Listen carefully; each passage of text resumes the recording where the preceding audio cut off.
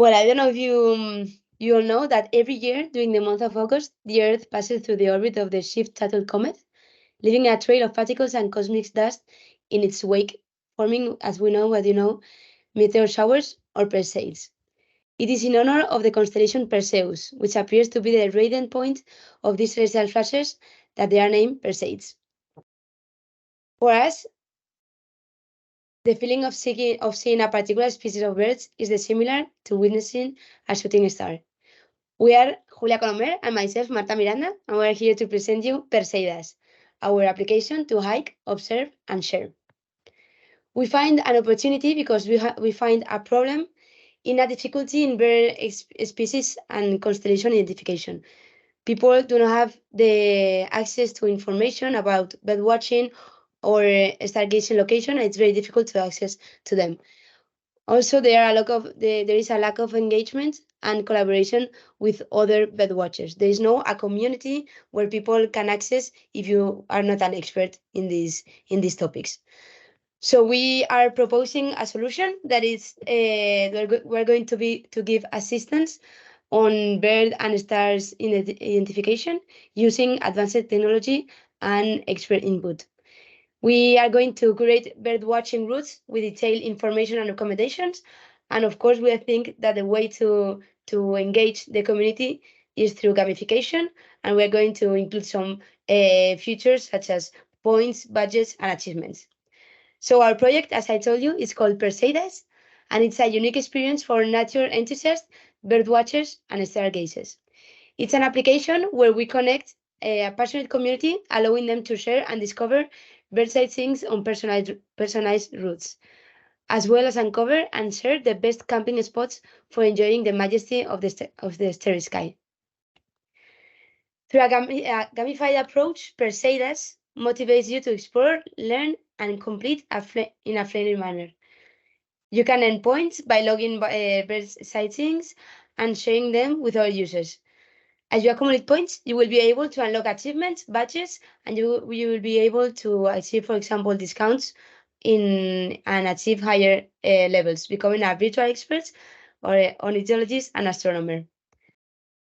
Additionally, our apps provide access to a rich database of information about birds and constellations, allowing you to learn more and more about the species you've spotted during your walk and the stars shining in the night sky during your camping night. Through Perseidas, you will be able to share your experiences and discoveries with an active community of enthusiasts through photos, comments, and recommendations. You can draw inspiration from other users, stories, get tips from experts, and discover new destinations for your next adventures. Our business model is based on a subscription plan. You can have access through the application through a free plan where you can look for public routes. You can upload your own routes. You can access to a wide database of 1,000 birds. You can also register your bird watching, and you can access to location, gamification features, and also to a basic marketplace. However, we encourage you to get the premium subscription plan since you are going to get the best features of Perseidas. You will access to premium routes. For example, you can access to night routes, among others. You can also access to a wider database. You will access to more than 10,000 species, and then you can also have better features than the free subscription. For example, high location accuracy. You will have premium gamification features, and also I think one of the best features is that you can have an offline connection to our application. Also, there is the best part of our application, that is the camping sites discovery. It's only available for the premium users. We're not only this is not the only earning structure. You also will have some earnings from other gamification payments if people want to buy some points or some other different discounts in the application. They will be able to buy it. You can. We also have some ads from restaurants, hotels, or tour operators that will have visualization in our application. And we could be also able to sell some data to public administration or even bird watching organizations. We might also have some transactions in our marketplace so that this will give us also other earnings. So in our competence analysis, we discovered that we have some competitors, some applications that are offering some sky scanning, also some applications that have a big database of birds, and we were comparing in two axes the high quality of information they are offering and the strong community it's formed in these applications. And we find that Perseidas is going to deliver a better proposal. We're going to have a very good quality information for our birds and constellation database. And also we're going, thanks to gamification, we're going to engage people and have a very strong community. I'm going to show you our prototype. We were designing our application so you can be able to imagine what is going to be. You can log in, you can create your profile, you can chat with other persons in the community. And also one of the main features is that you can see hiking routes. No, it's like a map where you can upload your routes and you could see what birds are people discovering through the route. This is going to be real time, and also we can have a past record of the birds that other people saw. For example, if you sorry, if you pinpoint on this, if you click on this bird, you can see a zoom of our blog that will explain you the qualities of this bird, where can you find it, some curiosities in order to learn things on the birds that are in the area. Also, you can go to our blog to see other birds and other species that you could see on the different parts of our routes. And as I told you before, you can have a premium access to the place, to a part of the application where you will see where to camp, where to stargaze on your route, and also you have a scan sky feature for discovering the constellation.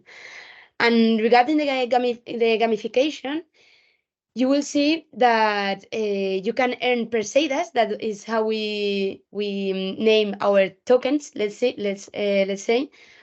and these Perseidas will allow you to buy some things or to get discounts on, for example, restaurants, to get discounts on tour operators, to get discounts on hotels, thanks to the points you got through scanning birds or through, for example, answering a quiz on birds that will give you points that we are calling Perseidas. So we did the some interviews in order to get feedback from our prototype. We did 8 interviews, and people were amazed with this new product. They gave us a lot of new ideas, and we tried to prioritize the ideas they gave us. We categorized these ideas in 3 categories. First, the things that we should not do on our application, then some new features that they recommend us to include in our app, and also some things, the things that they like the most. So we have to spend more resources on those initiatives. Since there are a lot of information, we thought that we had to select just three or four features that we are going to change in our prototype. And is that, for example, we are not going to develop on a first step our own sky scan app, because there are a lot of sky scan app and they are very complex and they need a very high investment. Yeah, a lot of money. So we are going to partner with an existing app, existing one. We are also going to keep it very simple so amateurs can also use it.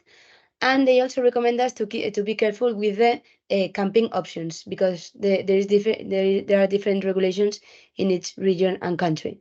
So these things are going to be already implemented in our prototype. And then we're going to add some things that were not drawn in the first prototype, and is that we're going to add some discounts for multi-adventure activities in our marketplace. At the beginning, it was only just for restaurants and hotels. And also, we're going to give more benefits for the premium community. For example, uploading photos in the chat, or recording videos. This is going to be only able for premium community. So this is our app, and then Julia is going to explain you how did we plan our resilience plan. Hi, hello again. So yes, for our resilience plan, we have chosen different risks that could be implemented. I mean, that it could happen during the project, but we have chosen these four because we think that they are the most important ones, we will say. So the first one is the risk of lack of users and participation, sorry. The impact is very high, as you can imagine, but the probability is unlikely because we are gonna implement many activities and many actions in order to not happen this. For example, our marketing strategies will be really strong. We will encourage everyone to be involved in this. We will implement different discounts in the local businesses, and then we will collaborate with influencers or burden and hiking experts. And as I mentioned, the discounts. Then the second risk that we think that it's important as well, because even if it's internally, is something that could impact really in our app, is the lack of communication within the team. In this case, the impact is moderated, of course, and because it impacts, because you are organizing and you are keeping track of everything. But the probability for Perseidas is rare because we are Marta and I, so we are all the time together and we have good communication and yes, smooth communication. Then the risk 3 is the dependence on external partners. As Marta mentioned, we have different ads, publicity from different local businesses, but we don't want to be dependent because it's one of our revenue streams, but we don't want to be dependent of one external partner.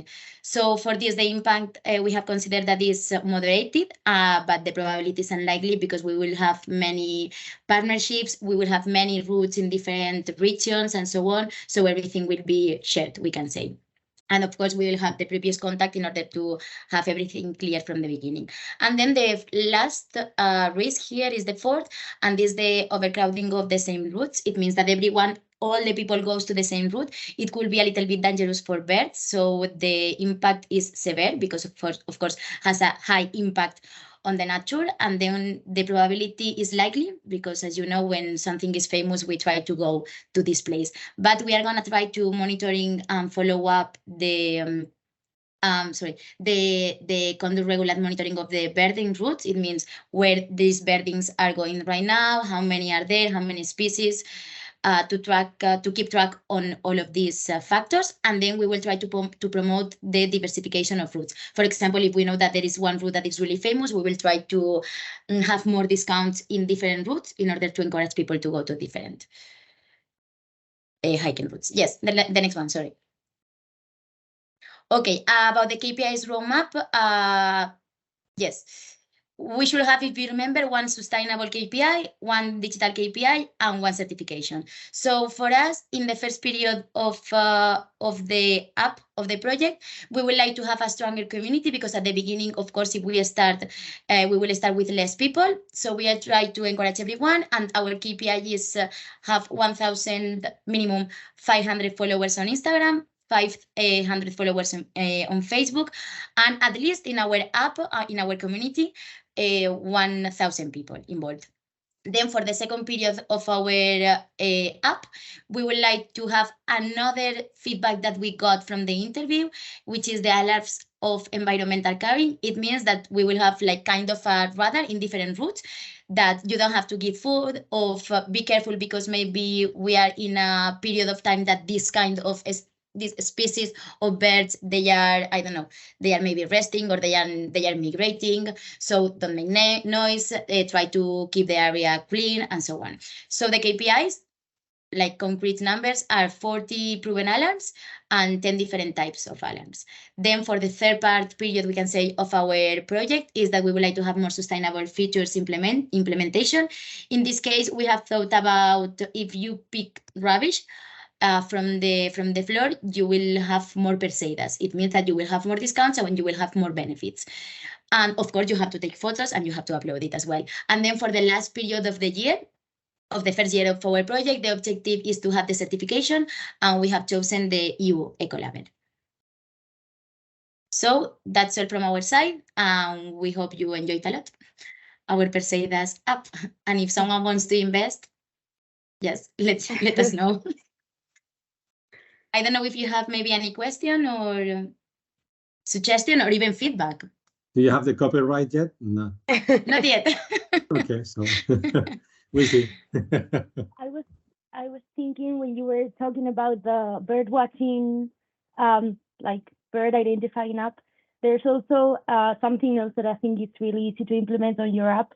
That is a flora identifying app. There's plenty of them, and you just upload the photos. It's community based, and it's just an AI that analyzes the images and tells you what species it is, what uses it has, and what climate and care you need to take to keep the plant alive.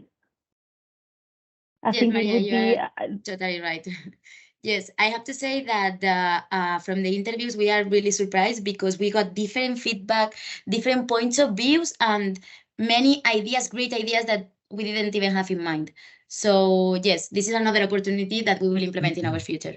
Yes, Definitely. same with the insects here in Extremadura, people from birding. True. They also talk about the dragonflies and many other specific insects that are really quite also nice to photograph and to keep track on.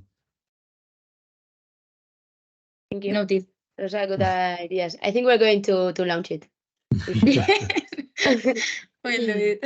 You just ask for the demission letter. Yeah, Exactly. Side business, side business. Yes. Okay, thank you so much. Of course, you are more than welcome if you want to say anything else. But now, Juan, the floor is yours. Okay. Do you have the pitch deck? Ours? Can you? Yes. Can Do you want me to share it? Yes, please. Okay, give me 1 second, please.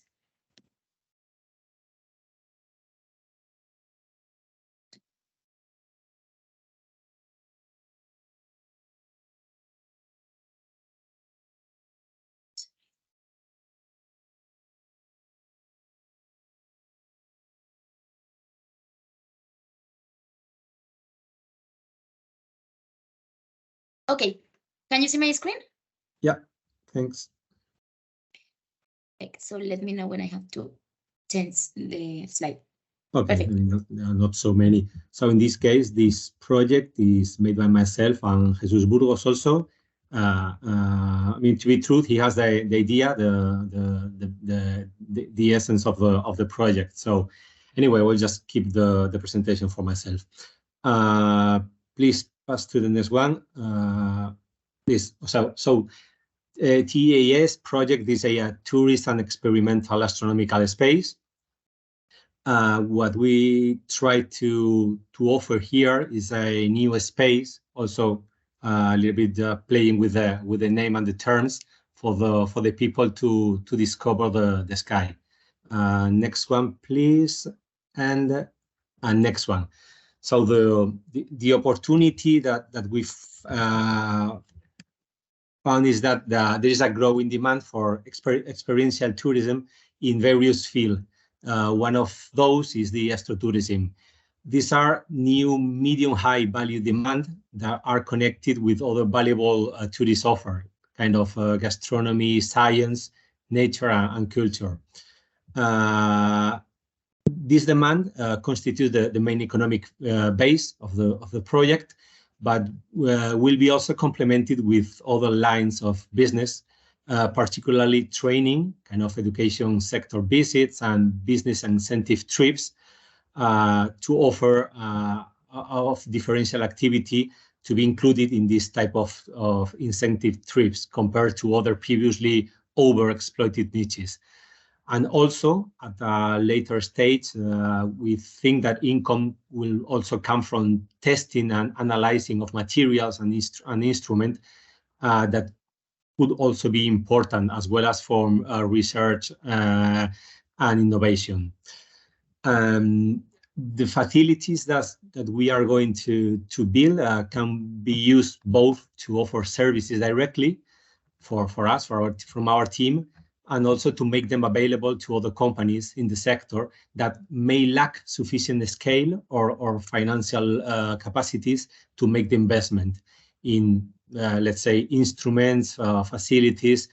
So, and we will also especially thinking on tour guides that are usually self-employees that has kind of some money to invest in basic material and instrumental. So we just offer them a high level of standards to offer something more for the clients.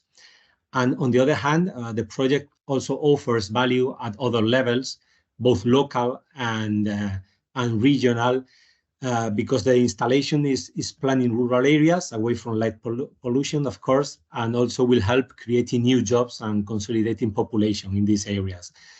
And in terms of regional level, it will also strengthen environmental care, education, and science.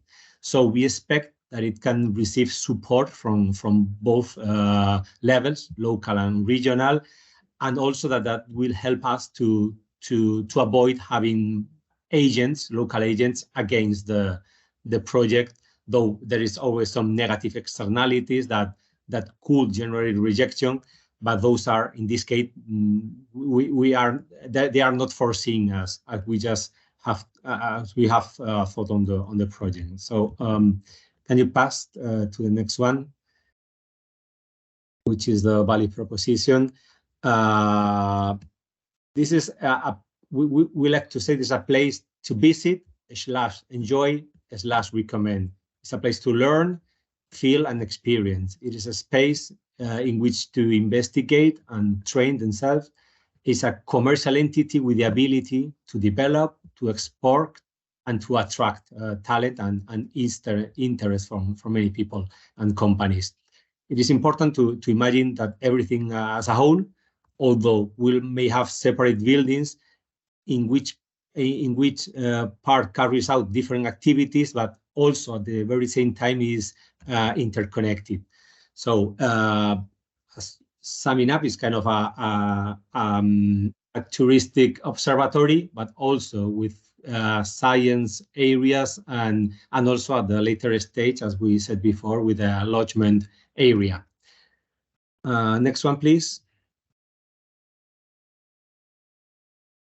So we just think in three phases.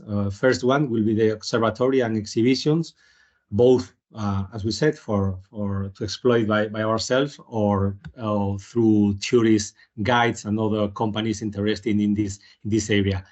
Also with a formation area for schools, for incentive travels, and also, of course, as always, with kind of a restaurant, cafeteria, and the shop, just for all the marketing items that are usually with a high profit product. Then on a second, third phase, we think in a lodgement, especially in this case, in collaboration with the local people, as we just plan it to avoid our own investment with their own land around the area, around our space.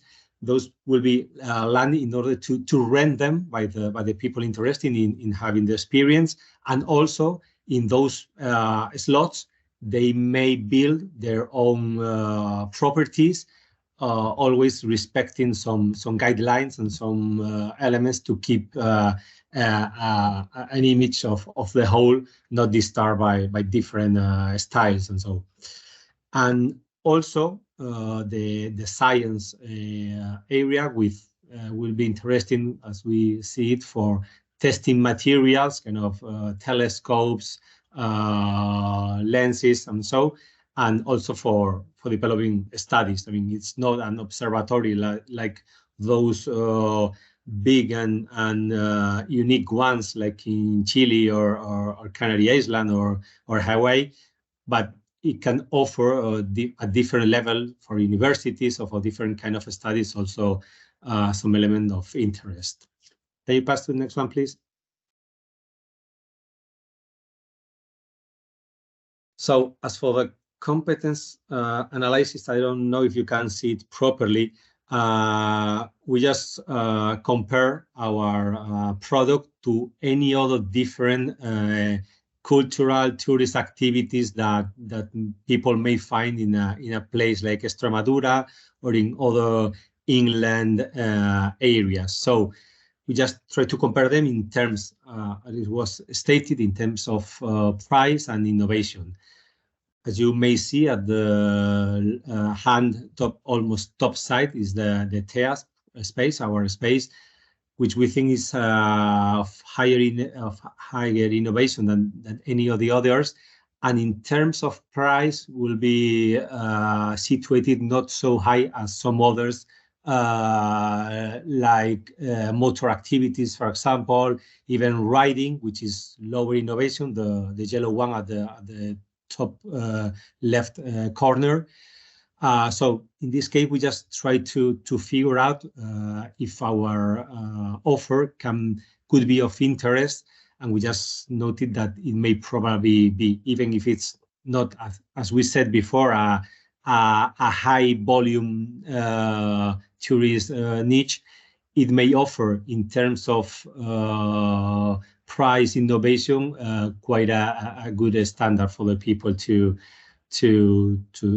go and use it. Next one, please. So we just have three kind of interviews with different stakeholders. For the first, we choose some astrotourism guides, which may be one of the direct targets. And the second one, a tourist directly that will go to the observatory and will receive the services from ourselves directly. And in the third interviews, the third sector, the scientist.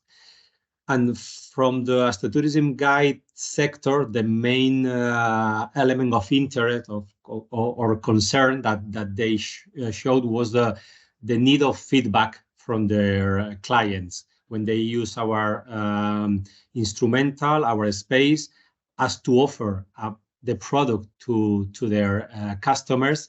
And as an improvement, we decided to implement a system for recording the feedback, not only for the tourist to share with the guide, but also for the guide that we will just keep for ourselves in order to compare with other guides and see if we may continue working with some or all or not of the guides.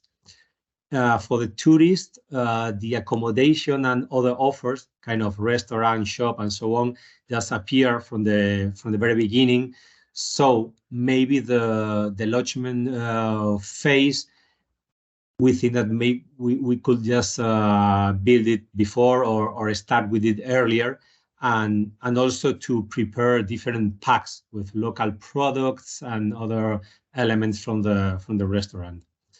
And as for the scientists, the main concern was the equipment and the maintenance of it. And so we have to redefine a little bit the expenses that we have previously noted for the equipment, and also some cost in terms of maintenance. So that's for this part. May you pass to the next one, the resilient plan. Among the risk that we just stated in the Excel page, we like to highlight those three. I mean, the first one is the most important for us, which is the increasing light pollution in the vicinity. I mean, not also in our vicinity, but in general terms for the developed world. So even if now in this area in this land in Extremadura, light pollution is not really important, what we see is that it is increasing. So the impact of a low increase will be minor, of course, but the probability of this is quite high. I mean, if we do not do something about it, it will just go up almost for sure, though the impact minor if we just keep it low increase. But there are also some other possibilities that the impact will be moderate or even severe if the increase is, let's say, medium or a high increase in the light pollution. Being probabilities for those last two cases less than for a minor increase, we just think in case of the three possibilities, we just have to go with the mitigation actions. Obviously, formation and training people will be important for the people to notice the interest of keeping the skies clear and with no pollution. But also, we are sure that we will need to promote legal measures to avoid lights being polluted. And also, we like to share with the stakeholders and show them that it is in their own interest to keep light pollution as low as possible. So we think we could tackle that. The second risk will be the high increase in materials and telescope prices. Being a high inflation for the last years in many sectors, though material and telescope prices is not one of those with the higher increases.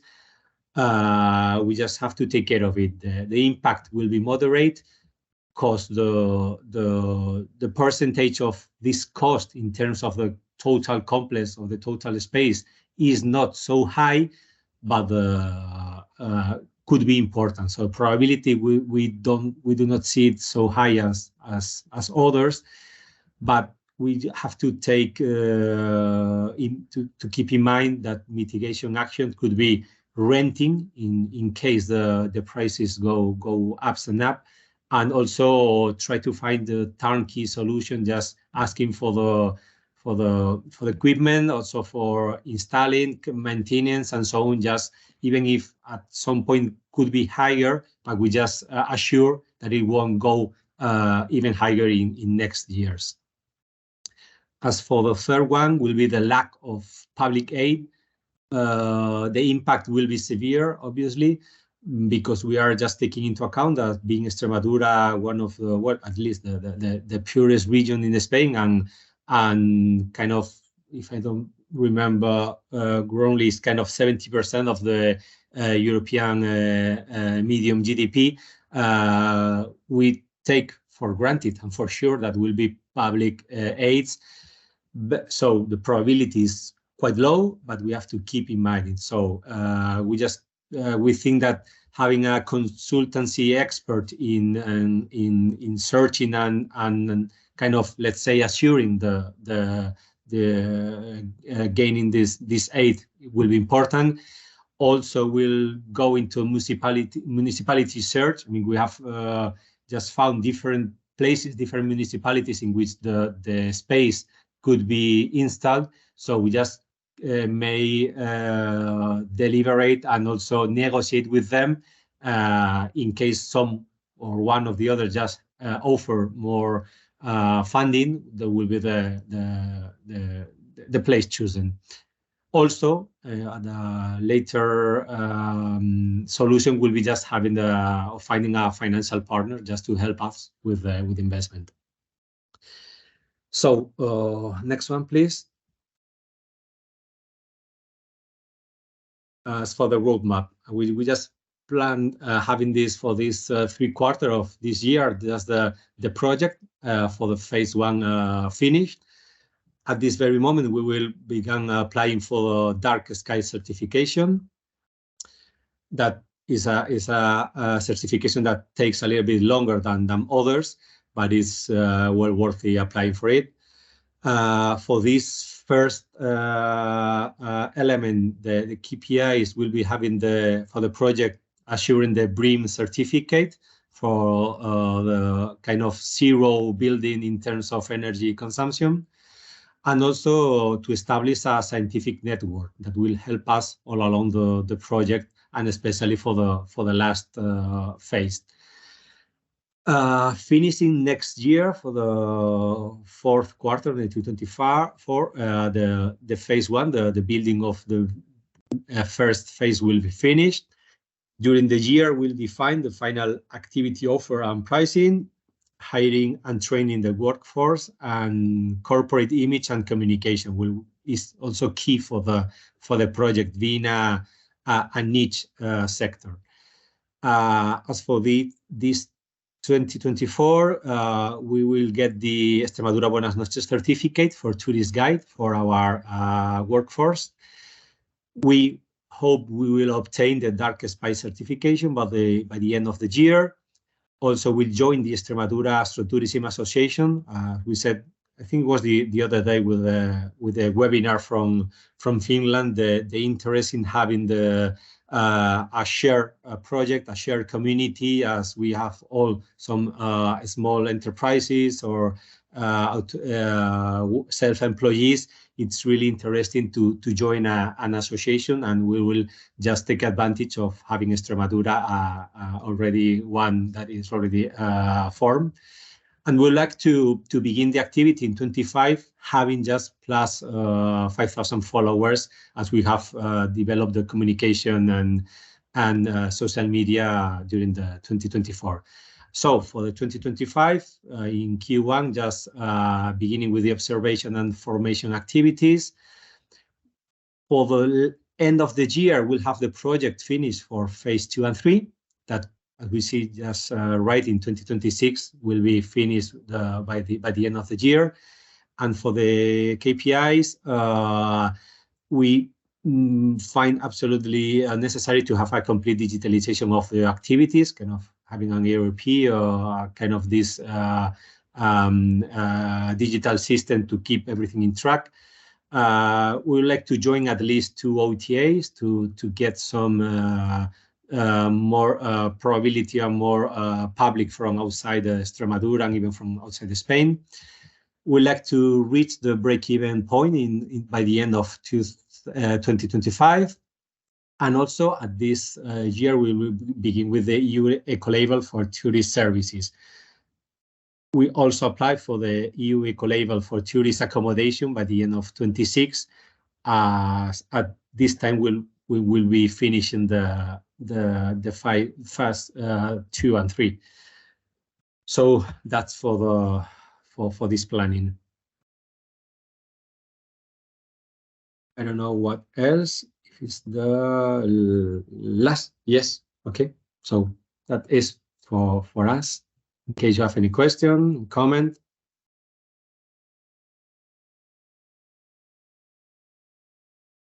I was thinking when I took a look at your canvas, that maybe an option for the observatory that it brings it away from tourism, but can be another source of revenue for the business, is making it remote control, let's say. If you have a motorized telescope, it runs a software that can be controlled from elsewhere, and it can be a really useful tool for young scientists that need the images for their research. And you could also bank on having some activity and some revenue on weeknights, not only on weekends and on the holidays, because they can just do it from home and add to the project in a different way. Okay, absolutely. It's really, I mean, it's really a field that is already used by some other companies, so I know it's working well. And in this case, just having, I mean, it's not, it won't be a hosting, just having our own, just allowing people to get into those nights with no observation in place for the tourists. So I mean, nice idea. Thanks.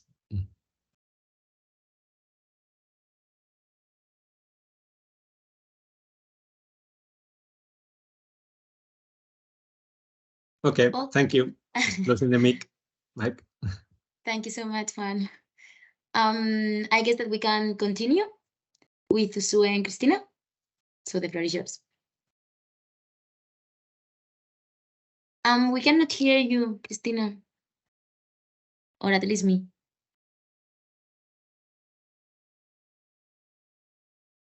No, me neither. No, me neither.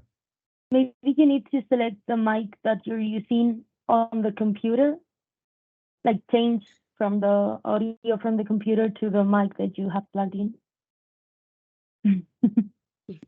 Something just try plugging and unplugging. Yeah. At least in mine.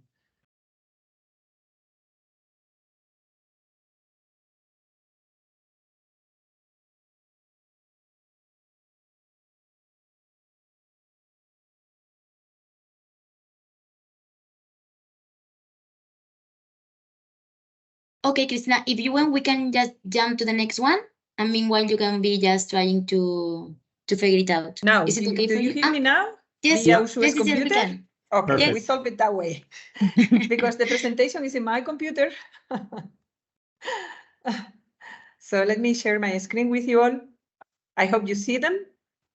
Yes, perfect.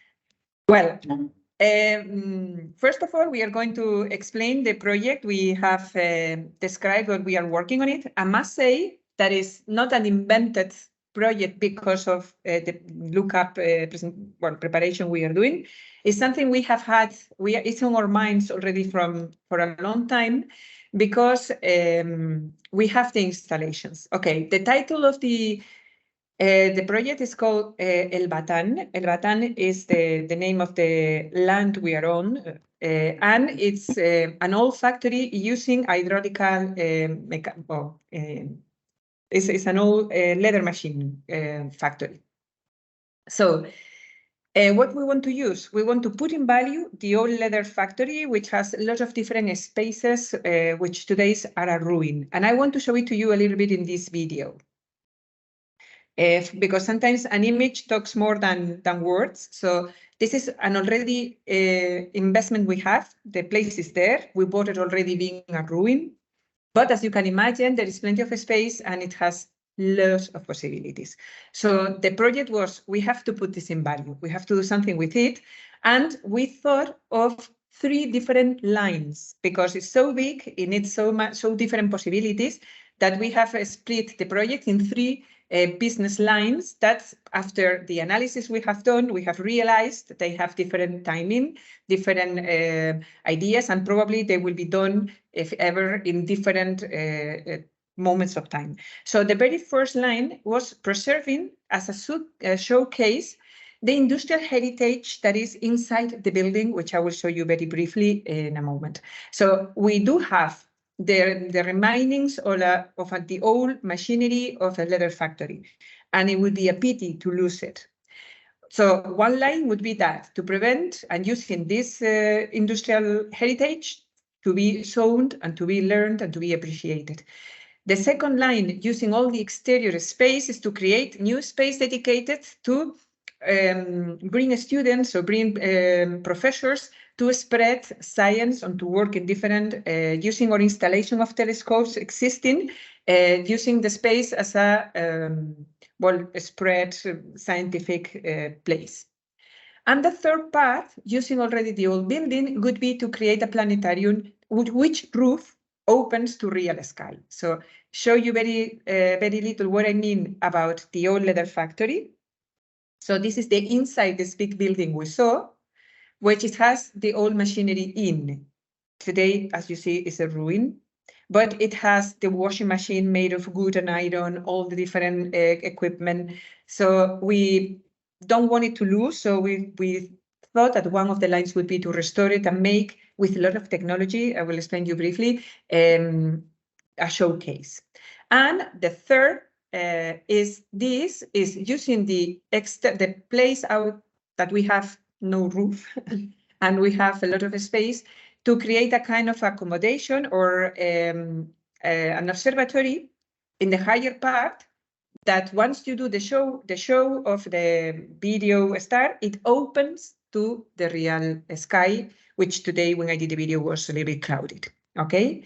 So let's go and explain a bit deeper the different lines and what we pretend to do with them. So as I told you, it's 3 lines with 3 different customer segments, of course, and with 3 different value proposals. So what we want to do, we want to to create, to preserve the industrial heritage that is already there, to avoid that it's completely gone, and to make it available to public, but in a very modern way, projecting on the restored equipment, projecting how it used to work, how it was being done, using different projectors, explaining how the leather was being done. And well, I have in my mind what I saw already in the CERN in Geneva. And which would be your public? Our public would be general public that is interested, schools, industrial heritage and culture associations, and anybody which has curiosity about seeing it. It's kind of a museum, let's say, but focus on this whole thing. I know it has nothing to do with the stars. I know it has nothing to do with our main business, but it's part of our location, and it brings the attention to everybody that visited us. So although it's nothing to do with the stars, we believe it can be used. Okay, the second area is to take all the outside buildings, which today are ruined, to make them rooms and spaces for students to come and do their projects, their studies related to astronomy, or even related to other medioambiental and protection things. And who are the customers there? But that would be universities, investigation centers, of course, schools, secondary schools, and all kinds of trainers that they have a space to bring people and to do their studies there. And the third line is to use the upper part of the building to create an observatory and to project there everything regarding astronomy, and to do the observation with a clear sky. So the public is, again, general public. Our own guests that come already to enjoy the sky will have an extra activity to maybe prolong the nights that are staying by us. So this one really goes perfectly well with our actual business. So it will be an extra activities for them. And of course, groups and all these kind of things. So this is a little bit the value proposal we bring, something that is in a unique space, using unique old buildings that are more than 100 years, and the unique location we have. This is a little bit the business model. So again, the revenues and the way we were focusing all the works is in the 3 lines. We will need to check the value rates, how many visits we can have, how much we should charge the visit to make it profitable.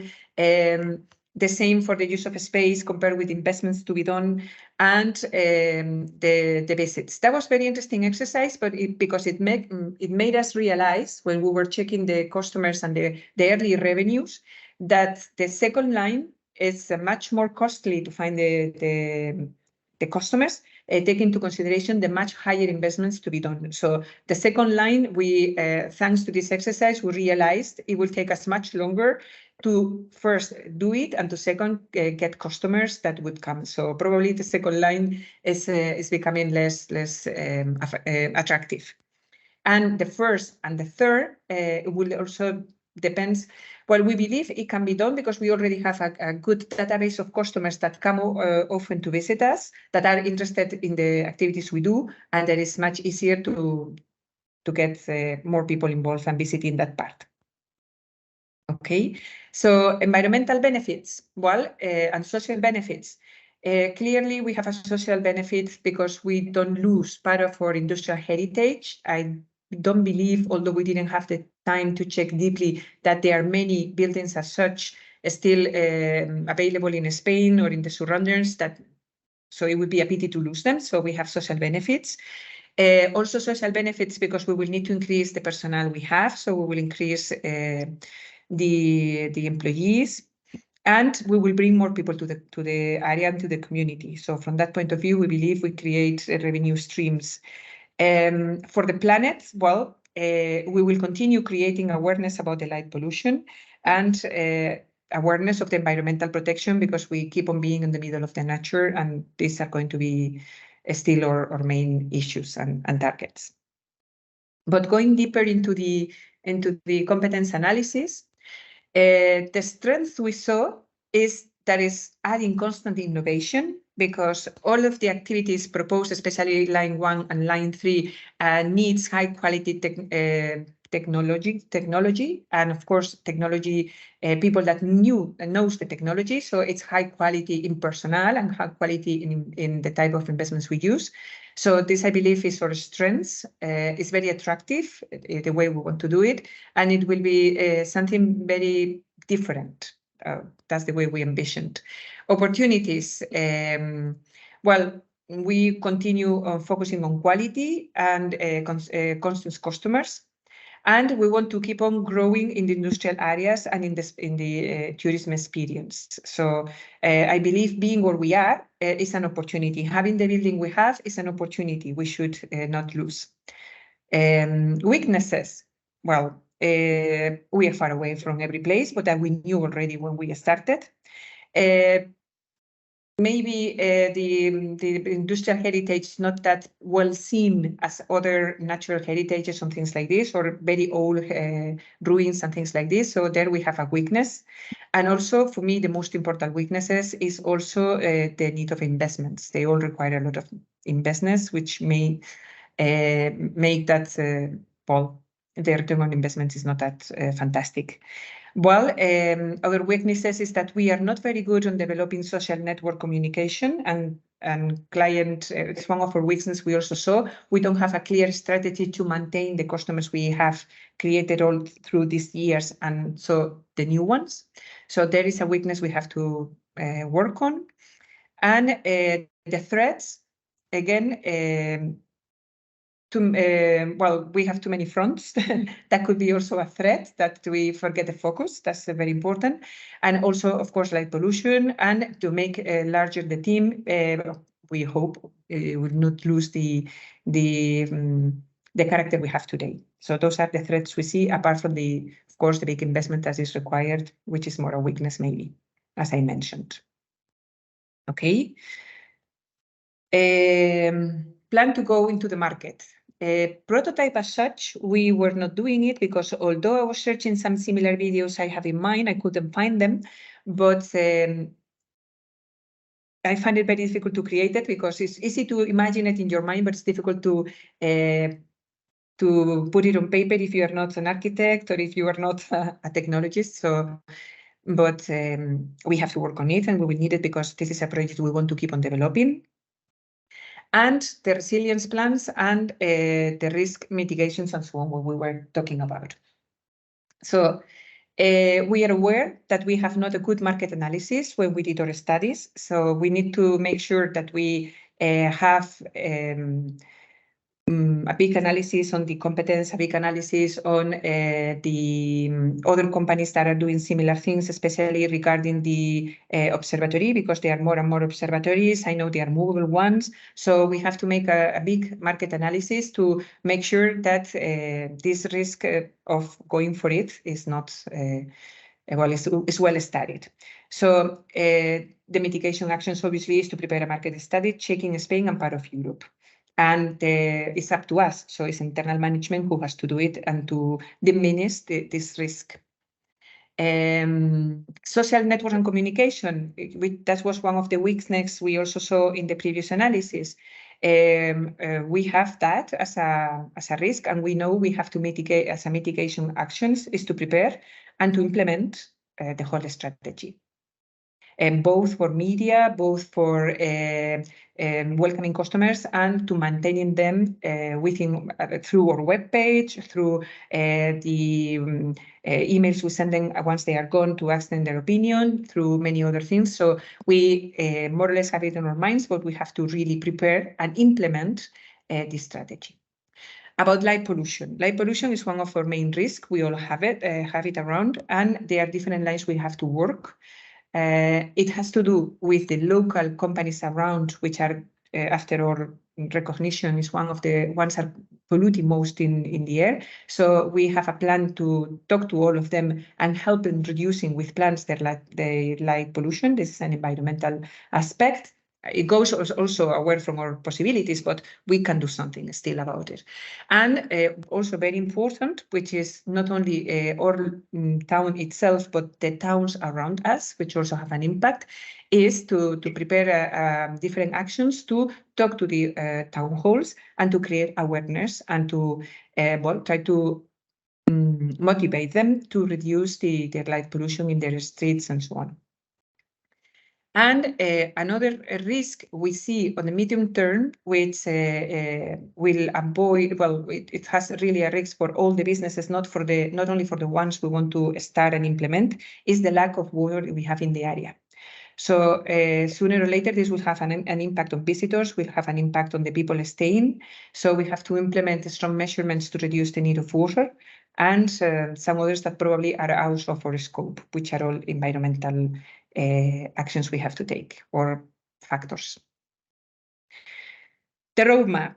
Well, there is plenty of actions and many things we have to do, but focusing on certain KPIs and certain actions, we are going to show you a little bit the most big ones or the most easy to explain. So in the first stage, we know we have to increase the traffic of our visitors to increase the number of organized visits to the complex. Because wherever we do line 1 and line 3, we have to increase the number of visitors coming to our complex. So we will use as a key targets the percentage of user visits and the number of organized groups that are coming over. That will be one of the objectives in a short term and KPIs. Second, increase the number of sky observations booked in our complex, which will link us the customers staying already with us for the observatory, line 3, and increasing our relevance in social networks. Again, we will need to use KPIs as increases of reservations and followers, both in Instagram and Facebook. A third stage, of course, increasing the number of foreign bookings and improving the quality of our facilities. That would be very interesting if we are able to maintain the line 2 with the extra people coming to sleep.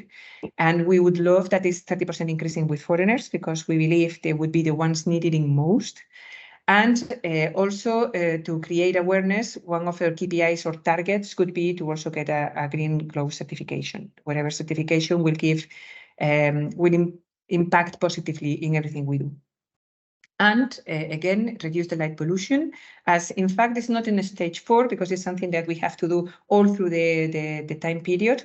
And our goal, this is easily to measure, and we are doing it continuously. It's measured by, well, something is a special apparatus that takes information about this, and we're going to go with a maximum of 21,7 arc seconds. I'm going too quick for such a big project, but in any case, please let me know if you need any more explanations. I stop using the...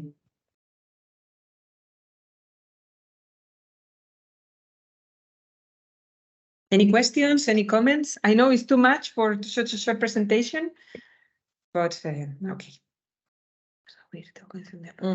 Yes. No,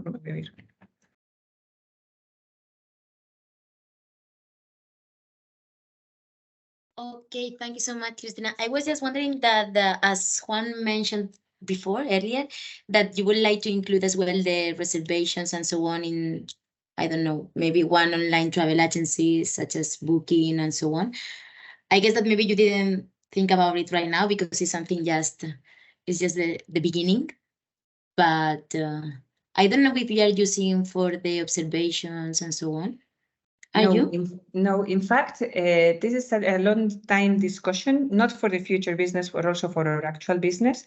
We are not currently in any Booking or in any chain, not Booking, not Airbnb, nor anything, although we keep increasing the pernoctations year after year. And we do collaborate with the local travel agencies and things like this, but our main income of visitors are coming through our webpage and the tool we have for managing the reservations. We do have a tool, And in this tool, we can also manage the observations from people that are not staying with us. Keep in mind that today, most of the observations we do are with people that stays with us, but in our new business, we want to increase the number of visitors that not necessarily are sleeping with us, let's say, because if we talk about showing the industrial heritage, that doesn't need to stay. And for that, we will need to develop a little bit further the actual tool we use for organizing groups. But more or less, this is already solved by us. Okay, that's great. It means that your strategy is quite solid because you don't need any agency. Yes, yes. If you are improving and you are increasing the number of nights and people coming to you, it means that yes. The question always Actually, rises in winter, you know, because we said this winter, if we don't increase in number of, we will go for something else because the lower seasons are normally. So the question rises always in winters and in low season. But when you think also of the cost these people get and so on, we rather say, okay, but it's very important if we continue not trusting people like Booking or other big, we have to do and we have to insist on a very good managing of our own customers to make sure whether they repeat or whether they talk about us. So one thing we have to improve is the way we communicate with the comments we receive in Google, with other things. Sometimes we are not fast enough answering, saying thank you. And this is something within the new strategy for communication with our customers, we have to strongly improve. Okay.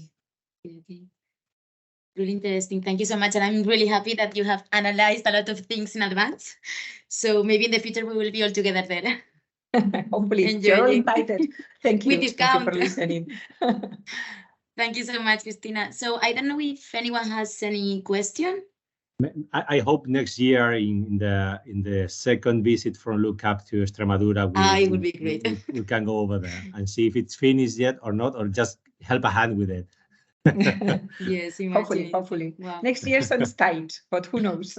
I hope so. It's not a lack of. It's a very sophisticated project, and we will continue thinking about it because, believe me, it's not by chance that we are talking about this project. It's something is on our mind already, but it's a huge investment. And something that we have not talked a lot in these webinars is about how to calculate the return on investment and how important it is to the cash flows that you would get to be able to sustain your business and to do a good calculation or not to be surprised, because if you have to pay loans and there are not enough revenues from visitors, you may end up entering in. Sorry, in this case, I think you have the positive element that maybe with a crowdfunding, people will love to support the project from the very beginning, even from before the beginning, just in case to get afterwards the possibility to go over there. Well, that is something that, of course, we have to think about, and crowdfunding maybe can be a very interesting solution. Absolutely. For building chairs, for making chairs, maybe not, but for this, I'm sure it is. I appreciate it. Thank you. Yes, and Cristina, I think that this is a good point, the one that you mentioned about the financial issues and financial sides, because after the presentations, we will have an opening discussion about some information that maybe we missed or we know that the SMEs would like to have in the future. So I think that this is a good point. So we will discuss about it later. Perfect. Thank you so much. Okay, so Yuka and Mati with the Sky and Spa experience. Hello. Hi. The floor is yours. Thank you. Thank you. Me and Matti, we have been quite busy, but I will show you some things that we have done. Hopefully you can see these slides now. So we didn't have any actual project at the moment that we could tell you about. Maybe this is something that will happen in a future, maybe in some company operated. For example, we invented these kind of basic rules that what we would like to do when looking up. So normally you see the sky or you see the clouds, or in winter time you can see the northern lights, the aurora borealis. So there is somehow need, or at least the opportunity to make business or make people to experience something new if they look up in summertime or at winter or any time of the year here in Finland. So the basic idea is to put together the sky and spa. I pick up one picture from the internet, endless space where there's the pool or spa and northern lights, so that it's only getting you the image that what might be the one possibility.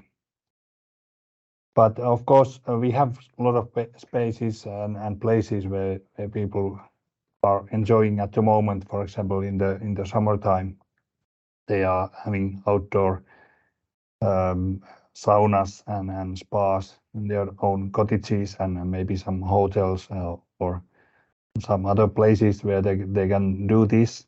But our kind of implementation was planned that it will be a mobile kind of system and mobile business, so people can borrow or buy some extra hours from some company, and they want to have a different places where they want to use this kind of spa. And because people have been traveling all over the world, and maybe they have seen some good pictures, for example, the Northern Lights, but they don't know where to enjoy and when they have the opportunity to see that. So if there's some clouds behind the Northern Lights and the people are watching them, so that's one implementation or discovery that we have found out, that one possibility is to use the digital screens and different kind of systems, projectors maybe, to make an kind of virtual Northern Lights above the spa, so that people can see what they are kind of how they look if the clouds are not there. And we have one place in the northern part of the Finland. It's a place called Sodankylä. It's a kind of municipality there, and they have the observatory there. Then they have the like real-time cameras all the winter there. It's always looking at the sky, and the picture you can see from the camera is broadcasted through the internet. So actually you can see the northern lights if they are visible in any time of the year, especially in winter. Maybe some months, for example September and October, you can see them also. So it doesn't need to be exactly very frozen time of the year. One possibility is also to listen the sounds of the birds maybe, and some other nature animals if they are nearby, some wolves or some other big animals, for example moose and reindeers if they are walking by. It depends what place the spa is. For example, you can put this spa inside the reindeer henge, where the reindeers normally spend their time in winter time, because they have to be given food for the surviving the coldest time of the year. And so you can put the spa in the middle of the reindeers, so you can see and hear what they do there around you. So that's one experience that can be done with this spa. Already there are some companies at least the reindeer farms, which have a kind of experience that you can do yoga.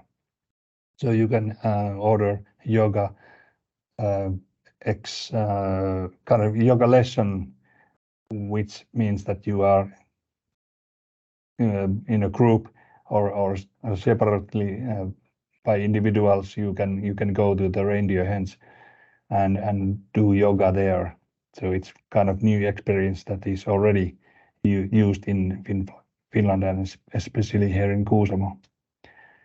So what comes to the birds, of course, when I told you about the northern lights, if the clouds are there that you cannot see them, you use the screen or some other things that you want to see the northern lights. Of course, you can use some digital sounds if the birds are not singing at the for example in the late summer, so you can hear them the previously recorded sounds, for example in your headphones or some speakers, for example, and then you can enjoy that kind of, there's no other disturbing noise surround you, only the birds are singing there and the other nature sounds. So of course the silence is something that you might want to hear or at least experience if the place is there that, for example, in the top of the hill and there's no other disturbing lights and no disturbing noises or voices anywhere, so you can imagine how kind of special experiment that might be for people who have been living in a big city or surrounded by a lot of people and cars and traffic and everything. So there's a lot of possibilities. It's only time of place and time of the year and place where you can experience these kind of things. And well, you can also put if you are afraid of mosquitoes, for example, here in Finland, they can be quite annoying. So you can put a net on top of this spa and surround it so that you don't get bitten by those mosquitoes. And of course, some other flies, for example, can be disturbing your experience, but that can be avoided quite easily and not so very expensive. So in the next phase, we have some kind of value proposition about this thing. So if people want to escape from the total kind of world for a few hours, they can hire or rent this spa in some special place, or they can take it to the place where they want. For example, if they are spending a weekend here in some cottage and they want to have this kind of experience so that they can borrow that. Of course, nowadays the people borrow those spas quite a lot, but with this system they can get this kind of video screen and sound systems and the mosquito nets if they want. And of course, if you don't want to spend the whole 3 or 4 hours in the water, for example, so that you can leave the water out. So if you have a dry spa there, so you just put, for example, the what do you call in English? You jump into the kind of bed and then you lie down there and look at the sky and enjoy yourself, and you have warm clothes and some kind of that. You don't get frozen there. So different things people want to do, and different kind of equipments might be possible, and it depends what the people want to do, and they kind of tell what they want to do, and then the whole experience can be set up. For example, if they want to see or to hear the birds. Of course, if they want to see that, then the video screen is also possible to use in that also. So the business model is quite simple. What they want, so they want some sceneries, or they want to see something that they have not seen anywhere else. Of course, some people are traveling all over the world, so that they have been experiencing it already, different things, but maybe in a combination of these different kind of sound, sceneries or videos, and the kind of experience. For example, if you want to have a cold spa, so that's possible at the winter time. Mostly people, travelers who come outside of Finland, they are really keen to know what is to go to the ice swimming, how they can do that, and if it's possible. Maybe the Finnish people are not so keen on doing that, but I have been doing that, and it's quite a good experience. And so that we dig a hole in the ice, and then we dip ourselves into the frozen waters, and it is really nice. But you can do also with this system, so that you don't heat the water what's in this spa.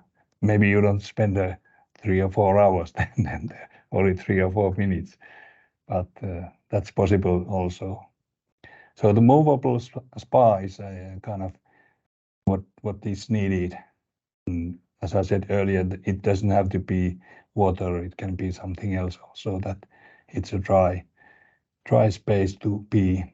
And for example, we have to think about, of course, the sustainability and everything what comes to that, so that we should use some kind of not so polluting power source. For example, in normal spas, for example, in Finland, we used wood. We burn the wood, and then we heat the water in the spa. But of course, we can use, especially in spring or summertime, the solar panels, so that they bring the heat also. But maybe some other things can be done also, if possible. And of course, the digital screen can be different. For example, if you use the virtual glasses, for example, so that you put your glasses on, and then you can maybe hear sounds also through the kind of speakers or headsets, so that you look at the sky, and you see the northern lights that have been recorded earlier, and then that can be done also with these virtual glasses. Of course, if you're gonna market the whole system, you need some kind of marketing or web pages and marketing solutions and channels to do the pre-marketing, and tell the people what is the system and where you can use that and how can you use that, and if any other possibilities are there to change for example, the cold or warm water. So maybe this competence analysis is not so, we have so little time to put this all together, but of course there are some part of this kind of experience that are already there. For example, the spas you can borrow, for example, 2,500 euros per weekend, and of course you can look at the sky without paying anything. And if you kind of have you can order alarm for the northern lights from these Sodankylä observatory, so that they send you an email when actually the northern lights are seen there, so that you don't have to pay that anything. But if you want to look at the actual the real-time screen, then you need to be you will have to pay something for the systems. Well, maybe the sales channels and things you want to or the partners you want to have in this system, they are the hotels and companies who are having the accommodation already, so that they can put this kind of experience to their list, and they can sell it. So what we should need to get everything done and how kind of improve this system. Of course, you need to develop the prototype, as I told you in maybe the first pictures. You can see how it should go, and of course you need to have all the equipments and for example the sounds from the springtime, especially for here in Finland. You can maybe hear 20 or 30 different birds when you are go to the special place, and then you can record everything. And here in Finland we have few applications already which are recording the sounds, and then they can tell you what kind of bird is actually singing or in your surroundings, so that can be also developed in this kind of system, so that you can, if you have a screen there, then you can hear that some bird is singing quite near, so you can see the picture of that bird in the screen or in the virtual glasses. Of course, the test customers must be used so that they can try the system, and they can give you some feedback. And then when they have given the feedback, maybe you have to develop more the prototype. But it's kind of things that you have to do before going to the actual marketing. But when you have these first customers, you can also take some pictures and ask the feelings what they have, and use that kind of feedback from the people, first customers, to do the marketing. And maybe the proof of concept is something that you need to do with the different cooperators also, that for example these companies that are cooperating with selling these products. So you can try something in different places, for example, and different kind of people and then groups, so that you can see what is best place to start. And then you of course finalize the product and maybe use different kind of spa systems and different kind of screens and virtual classes and so on. So then it's time to start the sales and the production. But normally these kind of systems are used in winter time, and maybe Finnish people like to have spa also in summertime. But you can do that all year around if you use these kind of systems that can help you do these things.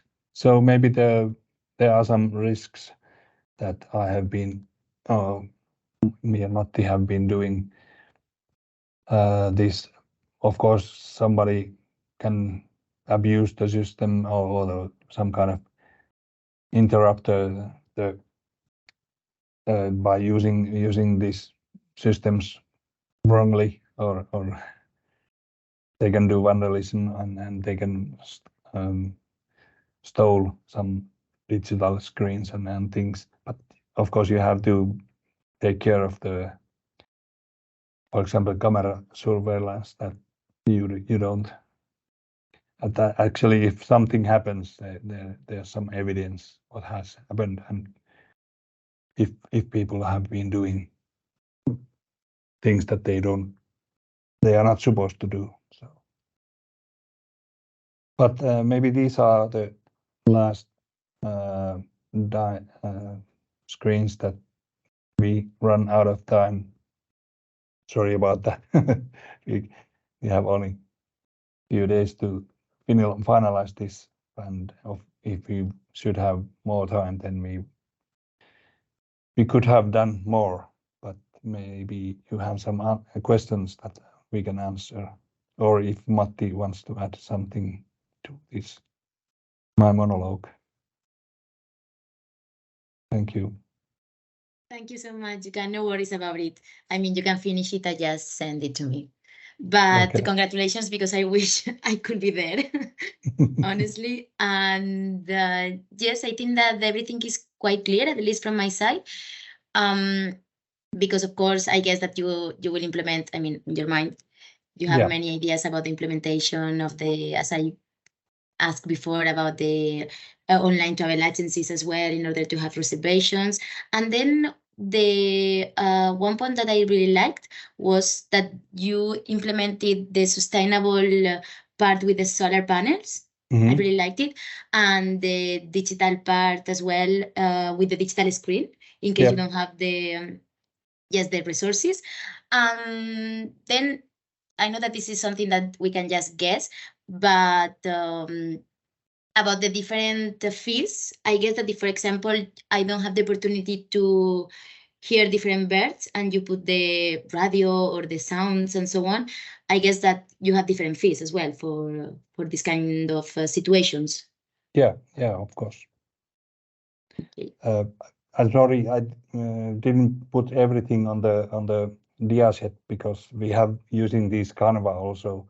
Maybe some of the our project plans are in the Canva project, but No worries, no we worries. didn't have time to put it in the. No worries. I mean, I just would like to have the Canva I mean, by the end of this week, but I'm really happy because I know that you have thought about different projects and so on, so it's enough for now. Yeah, okay. And really great project. So thank you so much. I don't know if anyone has any question or suggestions. Maybe I have a question for you who are living there in Extremadura. Do you have a solution in your cell phone that you can hear the birds and it explains to you what kind of bird is singing there? Hi, Yuka. It's Juan talking from Extremadura. I'm kind of, let's say, specialized in night, in stars, not in birds, which are most part of Regina and Marisa field of experience. But I may say that I have not read about it, so I guess there is not. Okay, that's I maybe. do have friends that are their hobby is bird watching, and I think there is it doesn't identify it absolutely, but you have like a database of sounds, and based on the region, it shows you different sounds, so you can compare the sound from these different species and determine what it is. That may match. Yeah, there's one university here in Finland, University of Jyväskylä, that they have developed this kind of application this year, that if you record some sounds, they can tell you which birds are singing there, and they can give you the kind of digital picture of that bird, and they can give you, for example, some information about what bird it is and how it what time of the year it's doing what, for example. Okay, thank you.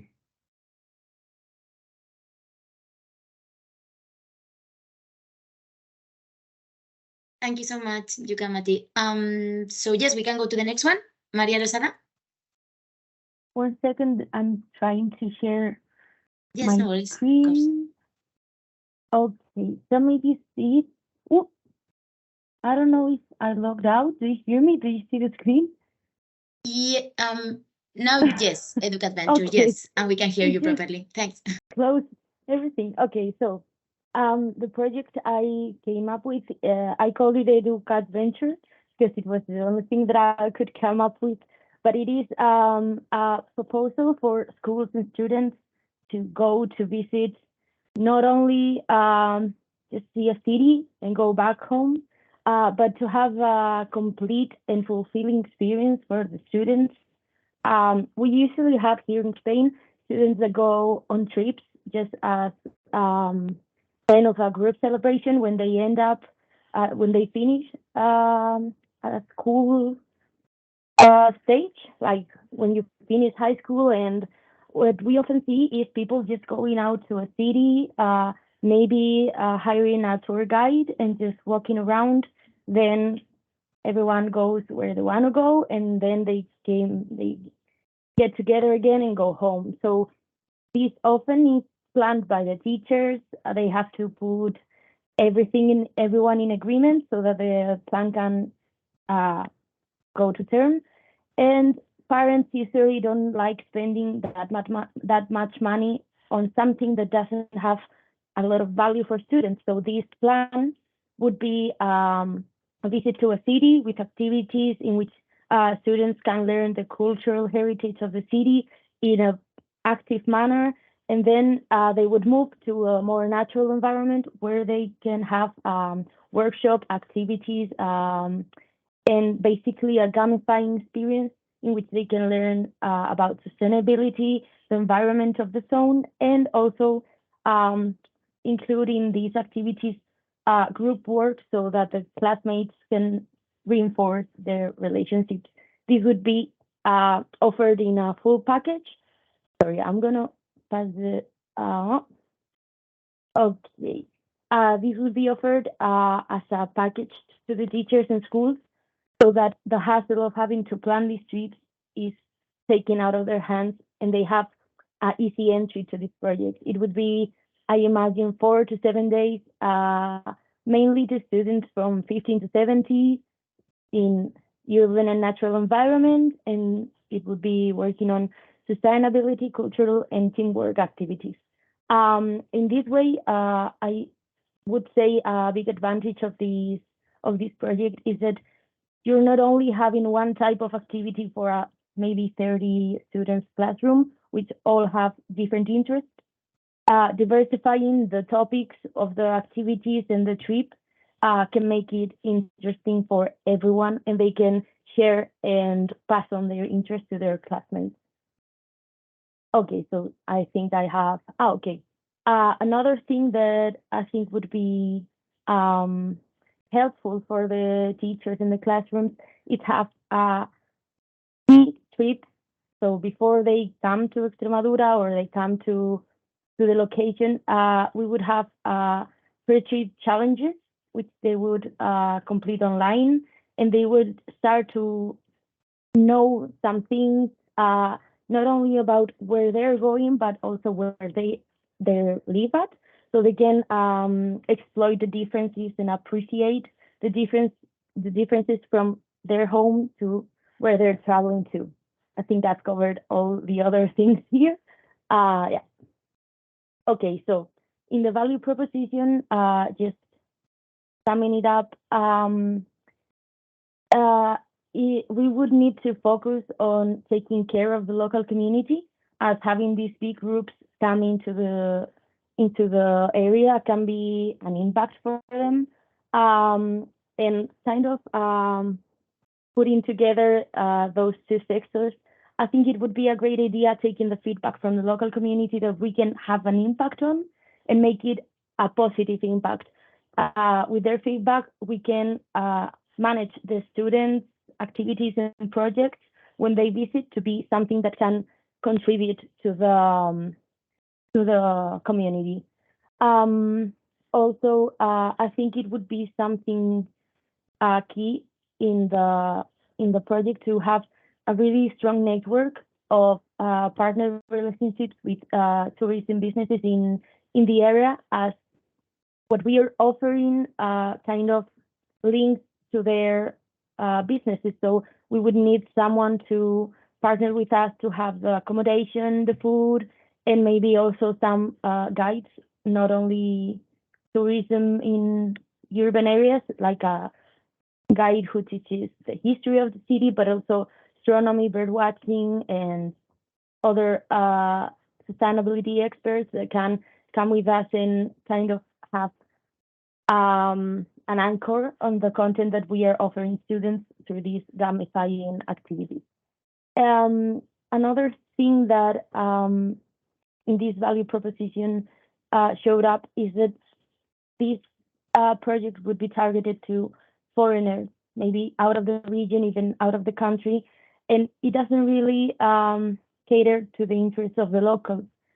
It is harder to have a local group of students visit their own region and have them appreciate what they have. So we would need to twist the activities, give them depth, and have another focus on it, so that also local schools and students can profit and can participate in these activities, as well as for example, broadening the customer group to astronomy associations, bird watching associations, which are likely groups, mostly the same size as classrooms, but with different demographics and more specific interests.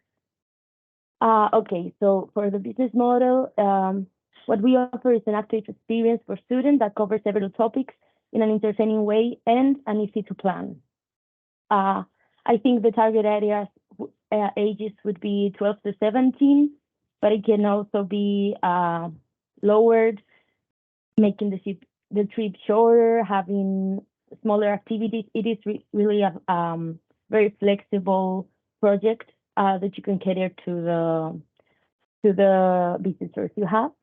And these three would be the three main activities, which are the pre-trip online challenges for schools and teachers, the main trip activities, and the local sustainability projects that the students would participate in as per the feedback of the local communities, so they can have a positive impact on their trips.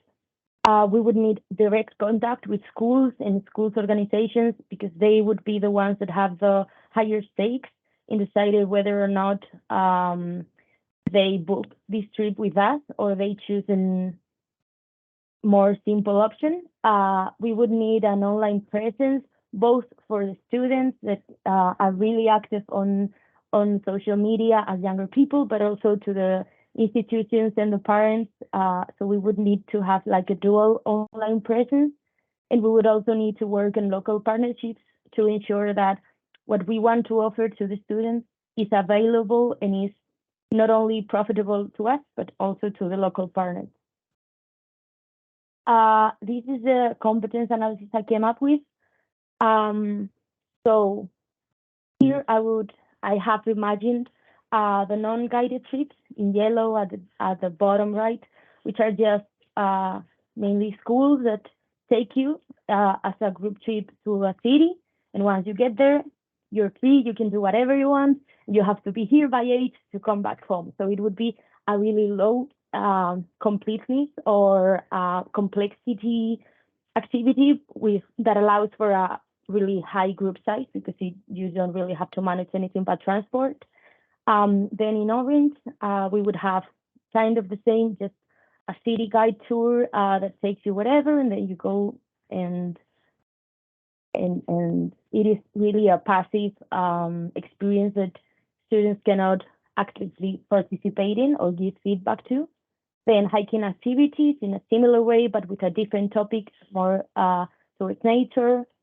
Talks and expositions would be something that has certain complexity to it, allows a higher group size, but again, it is something that is kind of not not really complex and complete, as it doesn't allow students to really live the experience.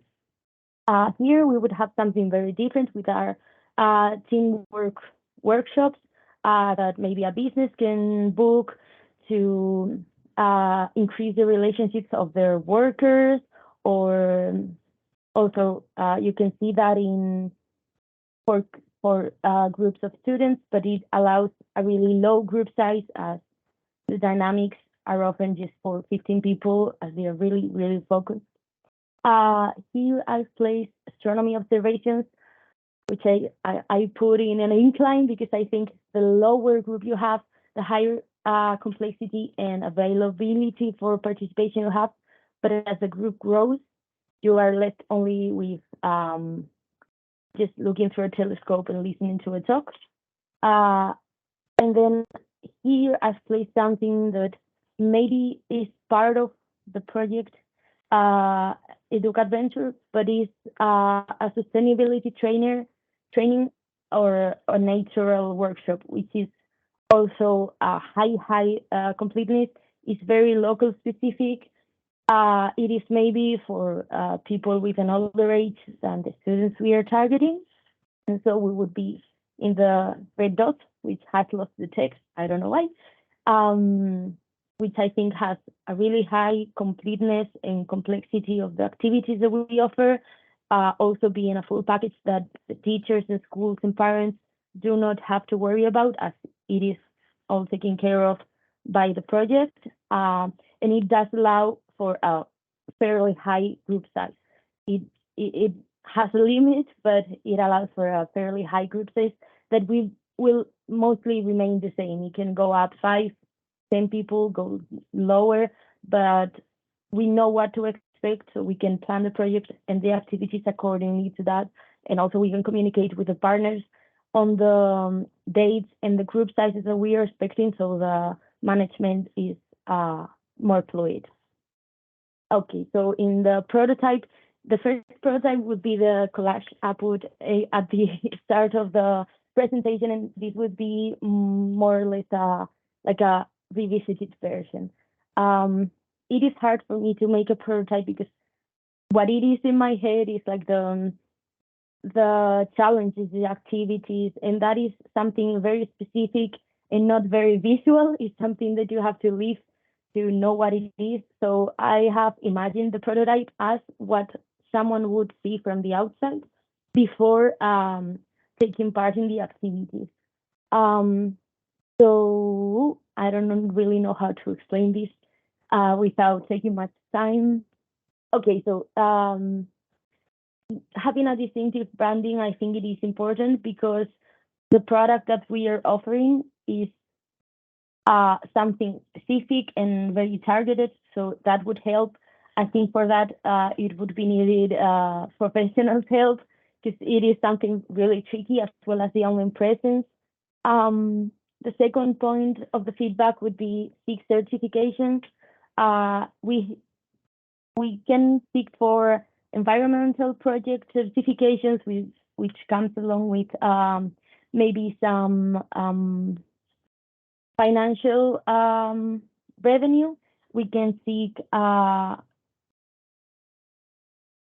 joining some astronomy certifications, and also we could bank on, even though it's not a certification, but the ODS objectives. I think they are something that people are now looking up to, are interested in learning, and it is part of the students' curriculum, so it would be something important, as well as joining some voluntary work organizations that can accreditate the work the students do in our project and the learning they do as a personal certificate for the students. So they participate in our project and they can have a certificate explaining that they have done maybe an environmental project for the locals, or they have helped the community in this or that way. Then the online challenges to interact with, I think it would be something that could attract a lot of following on social media, not only doing them for the closed groups that have already booked the trip, but also doing them openly as contests or challenges in Instagram, for example. And then what I've talked about previously, maybe broadening the target groups would be a good idea. Also, I think I would talk about later, but also to ensure that there are no low months and the business can be all year round profitable. Okay, now for the risks, I have done 12 risks. I've just taken 3 of them here to talk about because I think I'm running a bit low on time.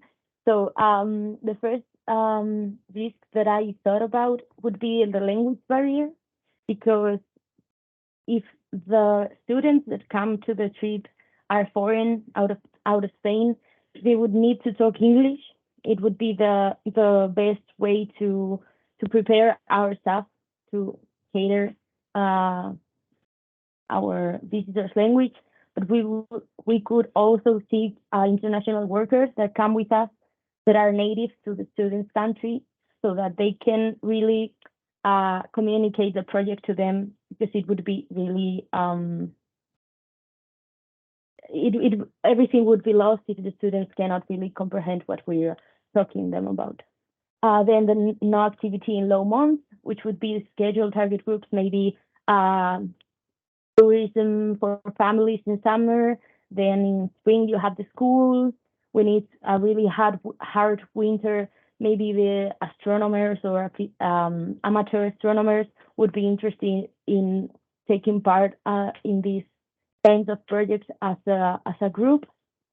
And then the last risk would be raising cost prices, which I think we would just need to update the prices regularly, maybe do a specific budget for each group that comes, having a baseline budget and making it specific for the time of year they come, for the year they come, and for the size group, which would not vary, be varying a lot.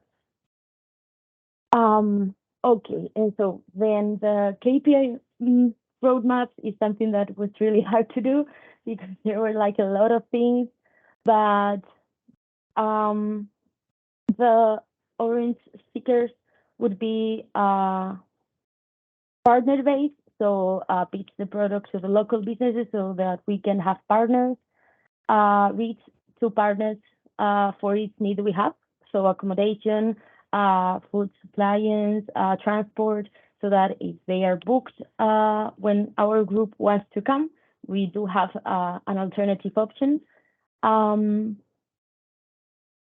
The blue ones would be the contact with the school, so establish connection with the schools, the associations of schools that can broaden our reach. Then by the second phase, we would start the online challenges, which is something kind of easy to do and that I think would pay off a lot. And then we have the sustainability, digitalization, and the certificate one. I think the safe bet for us would be to apply for a night sky certification wherever we're based, and also apply for sustainability project financiation, as that can allow us to start up the project with a solid base and also an attractive label for the customers. Then the light purple ones would be the social media branding guidelines, and achieving 500 followers by the third phase, which I think we would need to include between our followers some institutional interaction, so that our project has some support behind it. We would need to survey the locals for the environmental needs and really just settle on the plan activity for the students that's going to come, and partake in the project that the locals have given us feedback about. And then at the end of it all, kind of evaluate the activity plan, so that each time a host comes, the project is smoothed out and is easier to develop, maybe cheaper to develop, and this doesn't take as much time, energy, and money. And I think this would be it. I don't know if I've talked too fast or anything. I just got into the tone and went. Thank you very much, Maria. I was thinking, I think it's in the end, it's a very innovative methodology. I don't know if you thought of growing or expanding the idea on maybe more European schools, for example. And you could do, for example, like we did in this trainer of trainers, Mhm. and maybe you could sell this like a certification for other teachers or for other enterprises that can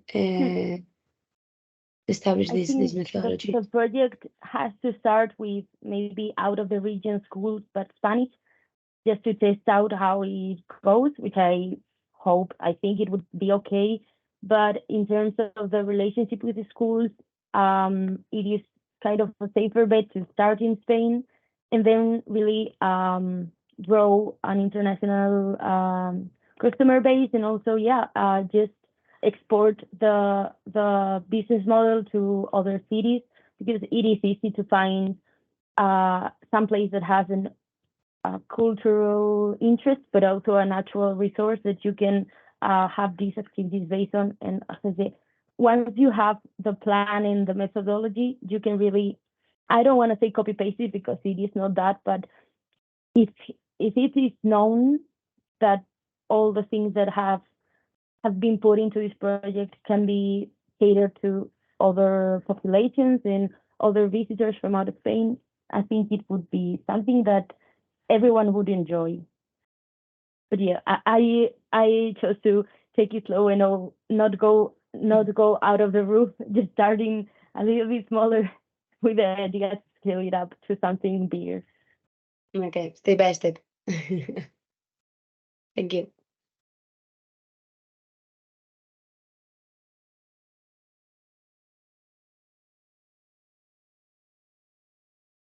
Was it difficult to get to the idea, or because you said already last time, I don't know, 2 weeks ago maybe, when we were talking about the project base, that you had this idea in mind? I don't know if you're developing it already in real life or not. Not targeted to schools. So I usually do work with kids and the ODS and environment and cultural activities in Scout, like a volunteer. But I think targeting to school groups would be better, would be a safe opportunity for teachers and for the businesses that are based in Extremadura, which there are a lot, and with a really high quality of activities. Nice. I was also a scout. I saw your picture. Yeah. Yeah.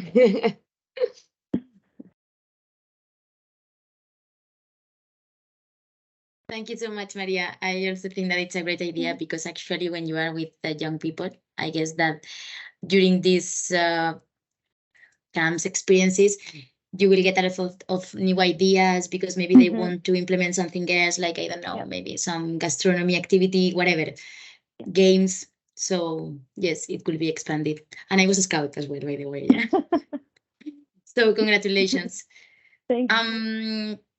So yes, if we don't have any more questions, maybe we can go to the last presentation with Joanna and Ramona. Hello. Yeah, hello, Joanna. Hello. Hello. We are going to share our screen. Perfect. Yeah.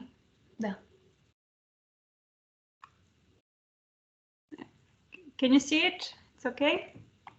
Yes. Yes. Just put the presentation mode and yeah. Perfect. Great. First of all, this is an idea. It's not yet into practice, but maybe if since with the project and we participate to the workshop, so you gave us so many ideas. So now we will present it to you, okay? It's an idea that we imagine for a small village. It's a small village near Sibiu city where I'm living in. It's now a very touristic village, but it's not a sky destination. Maybe we can transform it one day into a sky destination. We named this project Discover the Celestial Charm of Sibiel, because it is a very small village and we still have some small houses up in the mountains where there is no light pollution. I think that such a project could be possible if we manage to have some financial support and to find some people to collaborate with in doing our project. Because creating Sibiel village as a sky destination can be an exciting project that combines natural beauty. We have it, cultural heritage. We have the biggest museum on painted glass icons in Eastern Europe, and sustainable tourism practice. We identified also some needs and opportunities that we can base on, like the sky observation, dark sky preservation. We can also make some sky trails and viewing points, so we can integrate our cultural heritage. Of course, we also have sustainability and environmental conservation. Our community now, it's involved in the tourism, so we think that we can involve them more, and also we can create some sky events and activities. Addressing these needs, I think that will help our small village become a thriving sky destination that offers a unique and memorable experience for the visitors, while preserving its natural beauty and also its cultural heritage. Well, our values, I think that our tigers are dark skies. We think that you can escape the city lights and indulge in the breathtaking beauty of Sibiel's pristine dark skies. Also, cutting-edge sky observation, venture into the deep of the universe with our state-of-art sky observation infrastructure. Then our cultural heritage and North Sky integration, and also creating sky events and the festivals.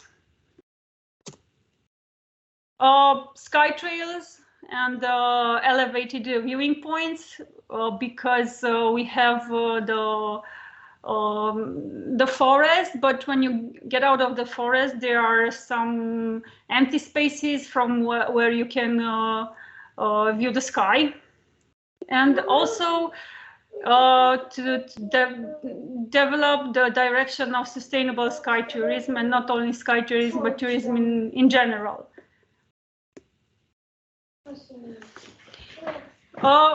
Genuine community involvement, as I already say, our community is involved in tourism. They are engaged with friendly locals who passionately share their knowledge and stories of the night sky, and also of their traditions, of their landscapes. And we can make together unforgettable memories. Our business model creates Sibiel celestial retreat sky tourism in harmony with nature. We address to the sky enthusiasts, target amateurs and passionate astronomers, maybe photographers, nature and culture lovers. We would like to attract travelers interested in ecotourism, sustainable practices, and cultural experiences that combine the beauty of nature and celestial wonders. And also to educational institutions, to collaborate with schools, universities, and educational organizations to offer astronomy-focused programs, field trips, and workshops, because in Sibiel we still have a school and a kindergarten, And we are not far from the city of Sibiu, we are about 23 kilometers. And we are now making programs with schools. We offer them tours in our fields and in our orchards. So I think that would be great opportunities for them to offer children another way to view the sky during the night, because in the city it's impossible to see it like we see it in our small village. How to do this? I think that it's very important to have an infrastructure, a sky observation service, to have telescopes, binoculars, sky maps, also experts, guidance for stargazing enthusiasts. Event management, organize regular sky events such as meteor showers, stargazing parties, workshops, festival, and sky trails and viewing points. Develop and maintain design sky trails, hiking paths, and elevated viewing points to enhance the sky watching experience. And now it's my colleague Ramona. I'm very sorry, but my smallest one is here with us, so sorry for the noise on the background. So our key partners in this area are local astronomical association that we have, and also we are very lucky to have the first Romanian citizen in the space, Dumitru Prunariu, and we know we had some partnership with him, and he's open to this kind of projects. Okay, we have the tourism agency, we have a cluster. Of course, they will need to be specializing in ecotourism and stargazing in order to promote CBL as a sky destination. And also the accommodation providers. It's very important for them to make their packages in some way to have like sky theme. Plan to go to market. Well, we have a lot of ideas here for establishing an observatory, like my colleagues say, infrastructures, telescopes, high qualities, to create a platform area for stargazing, to collaborate with organizations such as the International Dark Sky Association in order to obtain dark sky certification, to implement regulation and guidelines in order to control the light pollution. A very important point is to educate locals and visitors in order to preserve the night sky, to improve the existing accommodation, as I mentioned before, as the key partners, and to offer astronomy theme packages, workshops, guided tours, and so on, in order to attract visitors. Also, we were thinking about organizing regular sky events, like stargazing parties or astrophotography workshops. Here in Sibiu, we have a lot of workshops regarding the photography in rural areas. Also to invite astronauts. As I said, we have the first Romanian citizen in the space. That's why we were adding this part. Hosting annual sky festivals that can celebrate CBL's unique sky features and offer cultural and entertainment activities. To establish design trailers or hiking paths with informative signs that highlight celestial objectives and astronomical facts. To build some viewpoints with beautiful panoramic views. And to take into consideration collaboration with local astronomy clubs and the university and research institutes near to CBL.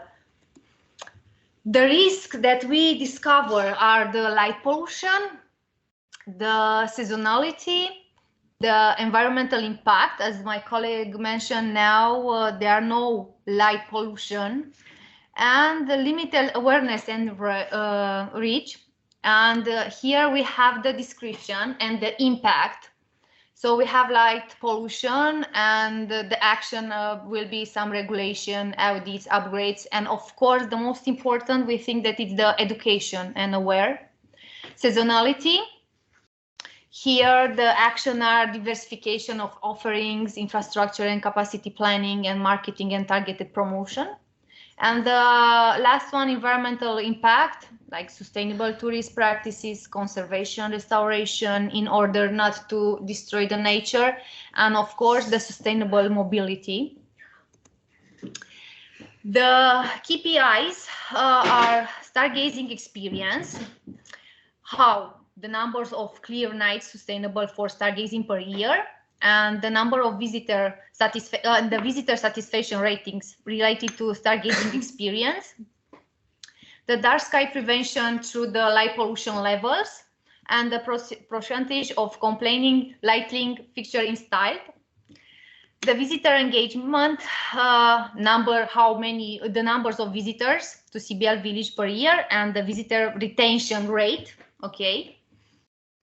Sustainable approach, the percentages of renewable energy resources used in the village, the waste reduction and recycle rates, and the carbon footprint reduction initiatives implemented.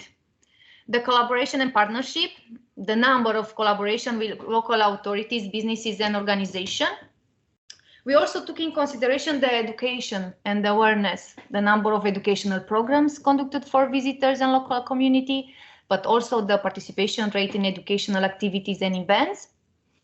And also the infrastructure development, the number of accommodation options and capacity, and the number of option transportation system and accessibility.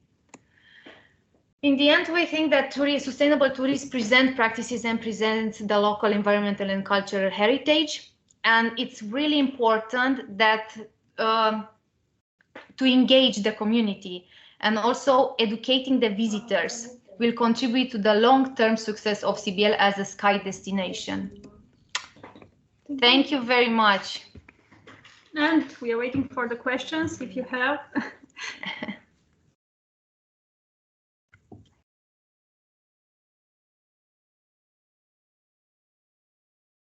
Cine ne aplaudă? Thank you so much, Joanna and Ramona. Yes? Okay. I was you talking. Okay, once again, I just would like to congratulate you, because I think that this is a really good project. As you mentioned at the beginning, this is not implementing, but it's something that it could be implemented in the small village. And here I think that with this kind of big project, it's true that I would remark the help, I would say the support of the local authorities, government, and so on. And this is really connected to, for example, the Extremadura Buenas Noches program that they have in Extremadura. So in any case, you would like to have more information about it, just ask the people that we have here, our partners here from Extremadura, because they have a lot of knowledge, a lot of activities, and yes, and support tools for this kind of activities and businesses in the area. Mm-hmm. Yes. Yeah. Thank you very much. Already noted. We will need it, definitely. Who knows in the future? So, yes.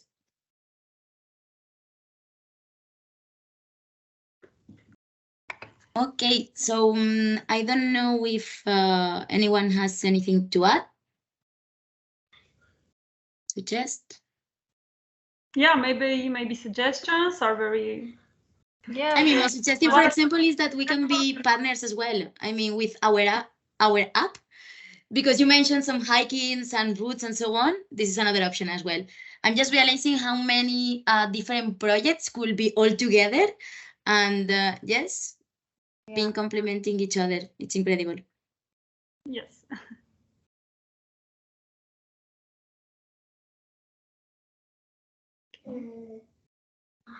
Okay, so I guess that maybe we can just continue with the session. I just would like to share with you how delighted I am with all the projects, and that once again, the sky has shown how valuable it is, because I can see that we have thought about our projects like into detail. We have analyzed everything step by step, and I'm really happy about it. And I hope that you enjoyed very much the experience, and hopefully it was not so much time for you.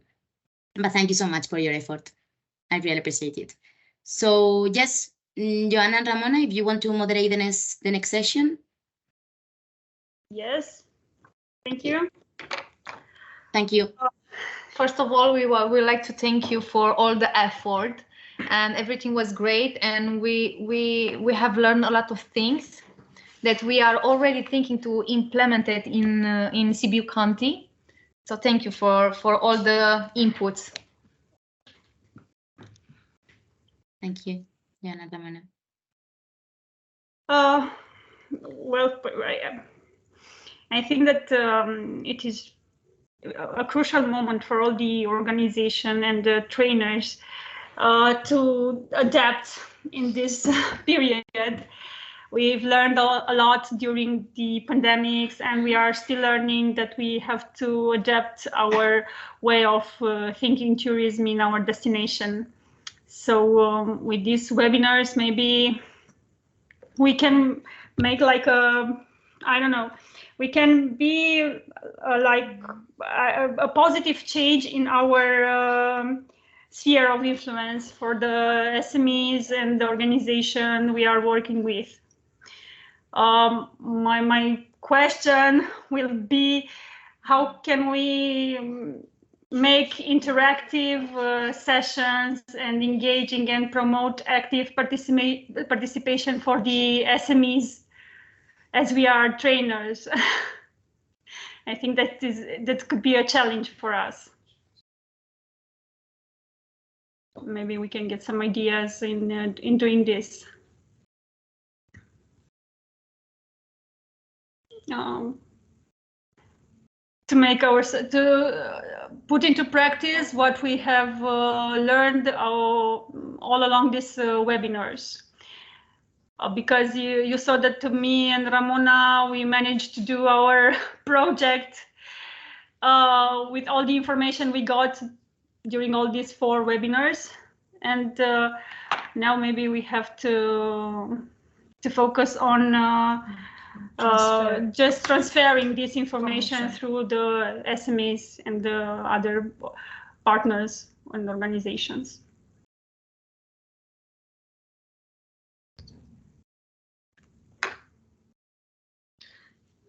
Maybe. Yes. Sorry, Marta, go ahead. Just additional resource tools or materials that could enhance the training experience and support SMEs learn through their journey. At least from my side, that I was the trainer of the sustainability webinar and part of the business model seminar. There are a lot of tools and a lot of of practical exercise that you can do with SMEs. So it was not just like information, but if you want me, I can like wrap up the tools and maybe put some kind of guidelines or instructions close to the tools, so it's easier to train the SMEs. But from my side, I think the tools were very useful and for every business in any part of the of every size. So I don't know if you remember the tools we used for sustainability. That, for example, was the value mapping tool, and also for the business, the project-based learning. We learned how to do the business model canvas. We did the stakeholders map. We did what else? The competitive analysis. I think that those tools are very useful for SMEs. And yeah, I don't know if you were asking for tools like this or. Yeah, thank you very much. Yes, I remember. I remember those tools from the sustainability webinar. Mm-hmm. Hi, this is Christina. Yeah. Can you hear me? Mm-hmm. Maybe now you want? Can you? Yes, we hear you. Okay, because I'm driving. I'm coming back from another meeting.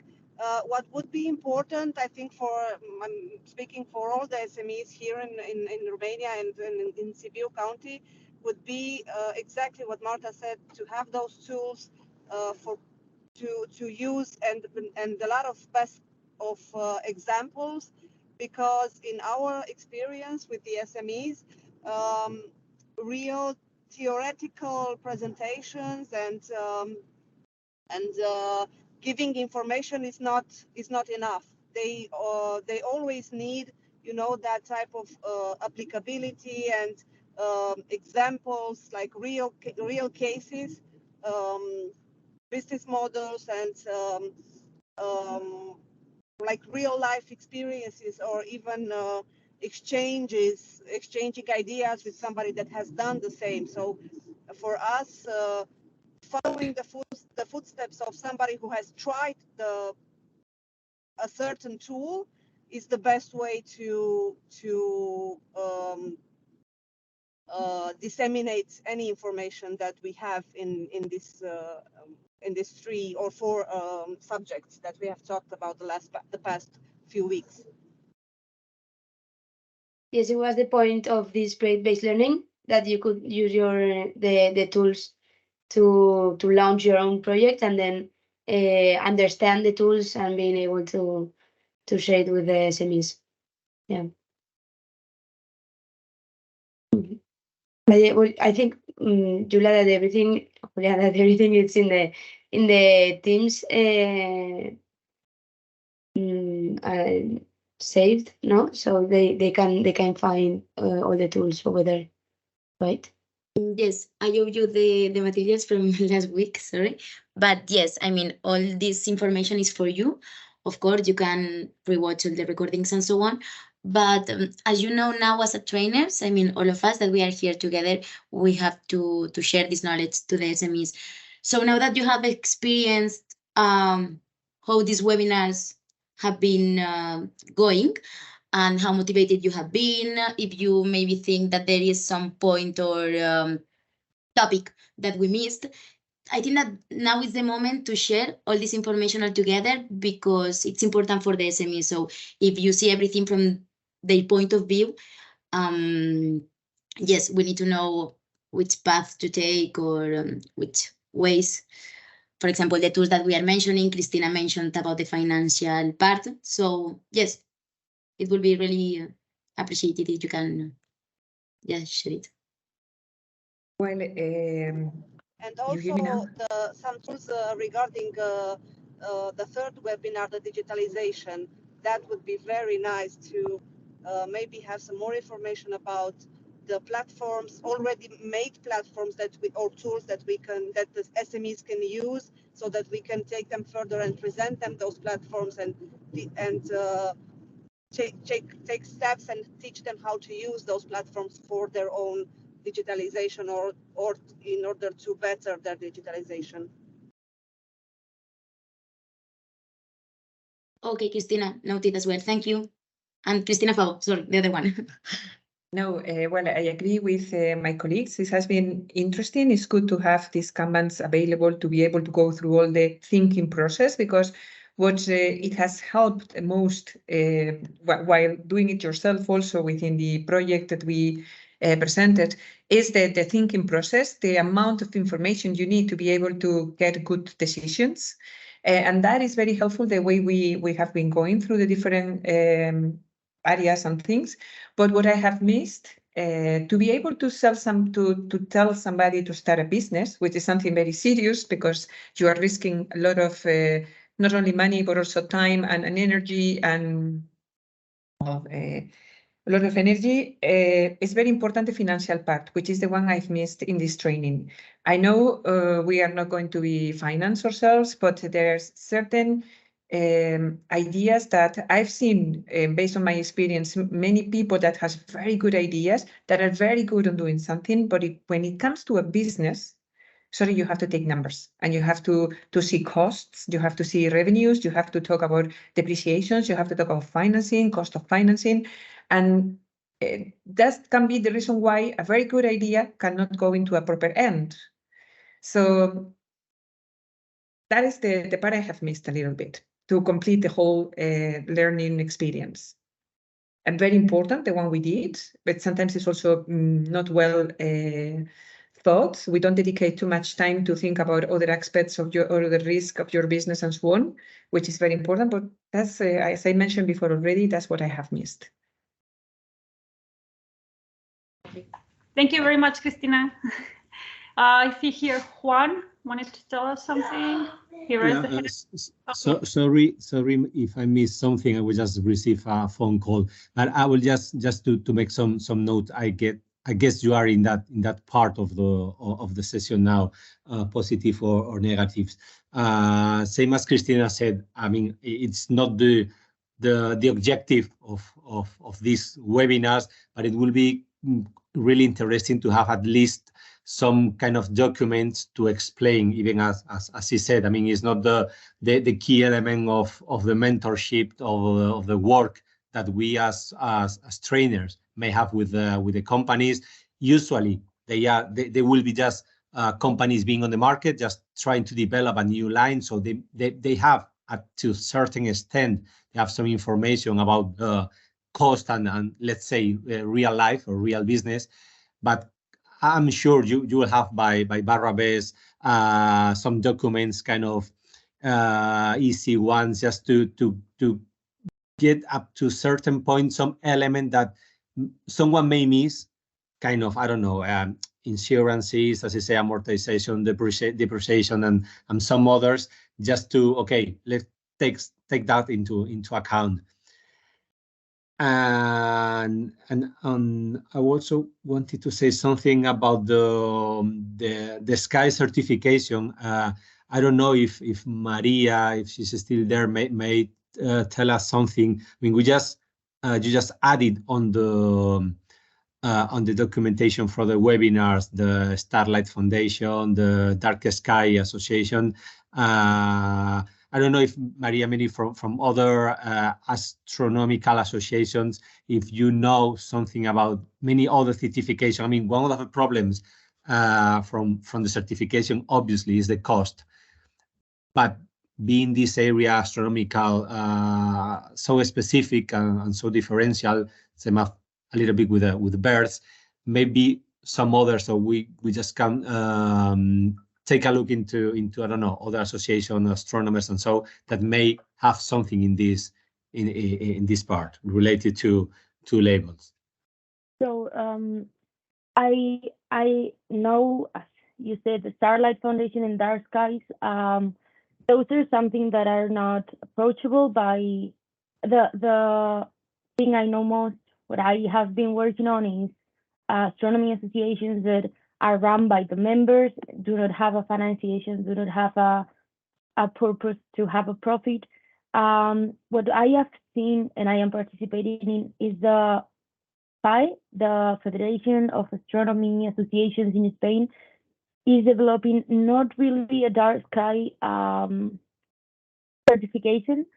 That is not yet ongoing, but what they are working on is a certification for astronomy divulgation, so like astronomy guides, kind of. It is not the same as the Starlight one. Is banking on the expertise of astronomy members that have been for 20 years working on this, having activities in their own cities, and they are. We're just launching. We are the first course to be ending now of FAA certification for people as sky guides, which is within the federation. And I think it is a very fruitful resource because there are a lot of associations with a lot of members. They are, I think, not only a good partner in the sense that they do have relationships with some institutions, but they also have a really large. I think it is somewhat around 8,000 people in Spain that are part of associations. So I think business businesses around astronomy have a really good customer bank there, not only for individual people, but for groups. They are seeking, we are kind of moving a lot more lately post-COVID, and there are a lot of projects that are coming up. And I must say that I miss seeing Extremadura as much as other communities in there, because I think you do have the potential to be the biggest one. But other places like Madrid, for example, are a little bit more participative in that way. So yeah, it is not an official international certification.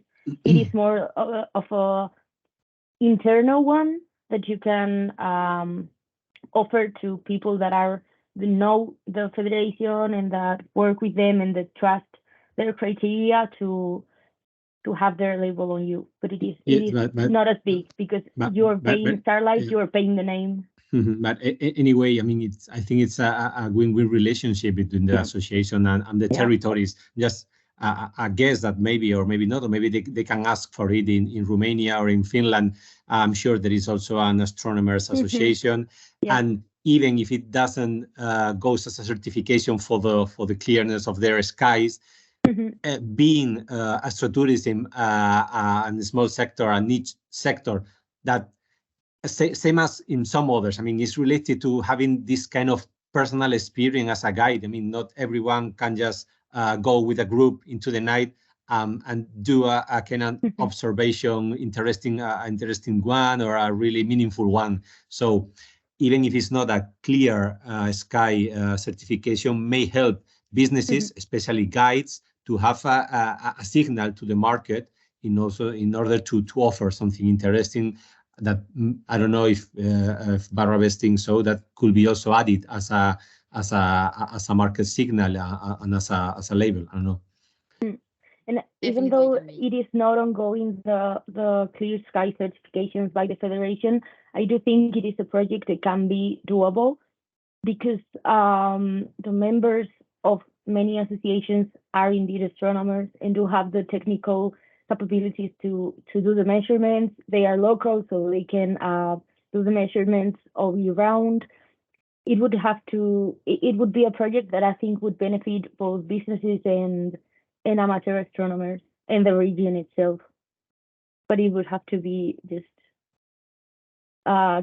kicked up a bit so that everyone participates and have some kind of guidelines to establish which is the correct or the preferable measurements to give the accreditation.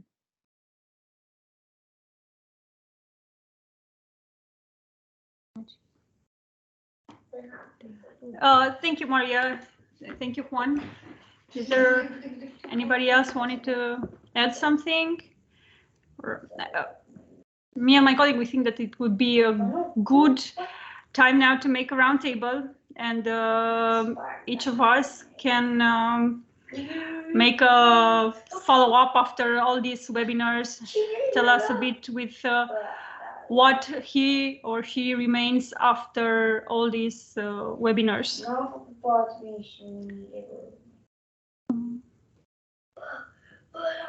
Who wants to start with a follow-up, or maybe a good practice idea that we can all that he can share with us?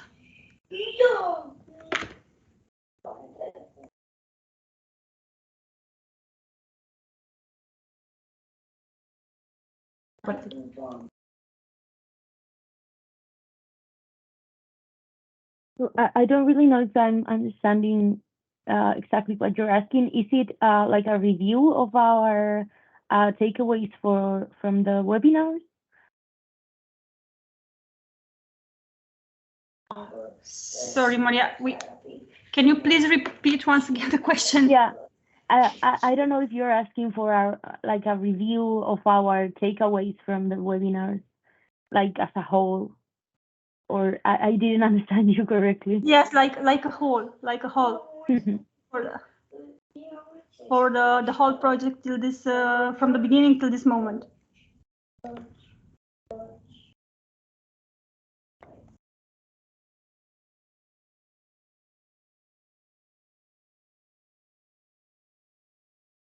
So I think I think I can just start. And the biggest thing that I hadn't really thought of is, well, apart of from all the diagrams that you offered us, all the tools that really help like take apart the project and see each piece of the puzzle and how it relates to others. I really hadn't done much exercises like that for any project, and I do think they are fruitful. I think I kind of need more practice to be more confident in the information I'm putting in them. But also the digitalization part of it, it is something that I haven't worked on focused on that. And it is maybe the thing that can have the more value return for the how much is required of you to start it. But I also think that maybe something that professional help is greatly appreciated, because you can put a lot of time in it and go to waste because you do not know what you're doing. So there's kind of a gradient there in which you can put a little bit of time on digitalization and social media and the platforms that you are using, and it really brings back value. But once you reach a certain point, I think I have realized from what I've seen from you that professional help pays a lot once you reach a certain engagement or reach with the customers.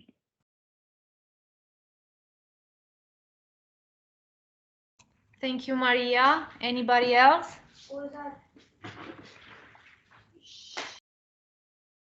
From my side, as I said the other day, going or remembering one of the Finland main elements is that the need of working together.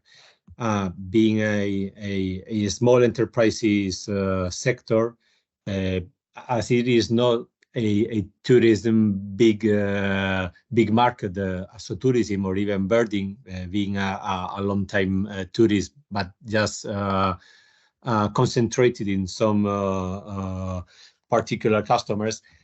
I would suggest that in any of the region, and also I will remain it to any enterprise that I may be in touch with, just to take care of that. I mean, and to really focus on what each one can do better, and just focus on that and try to find in the others enterprises of the sector ways to offer a more complex agenda for the customers, trying to enlarge the staying in the area by combining the different elements also, and obviously just even joining the birds and the sky as a way, as a night sky, as a way to keep the people with activities during the whole day, and also multiplying the revenues.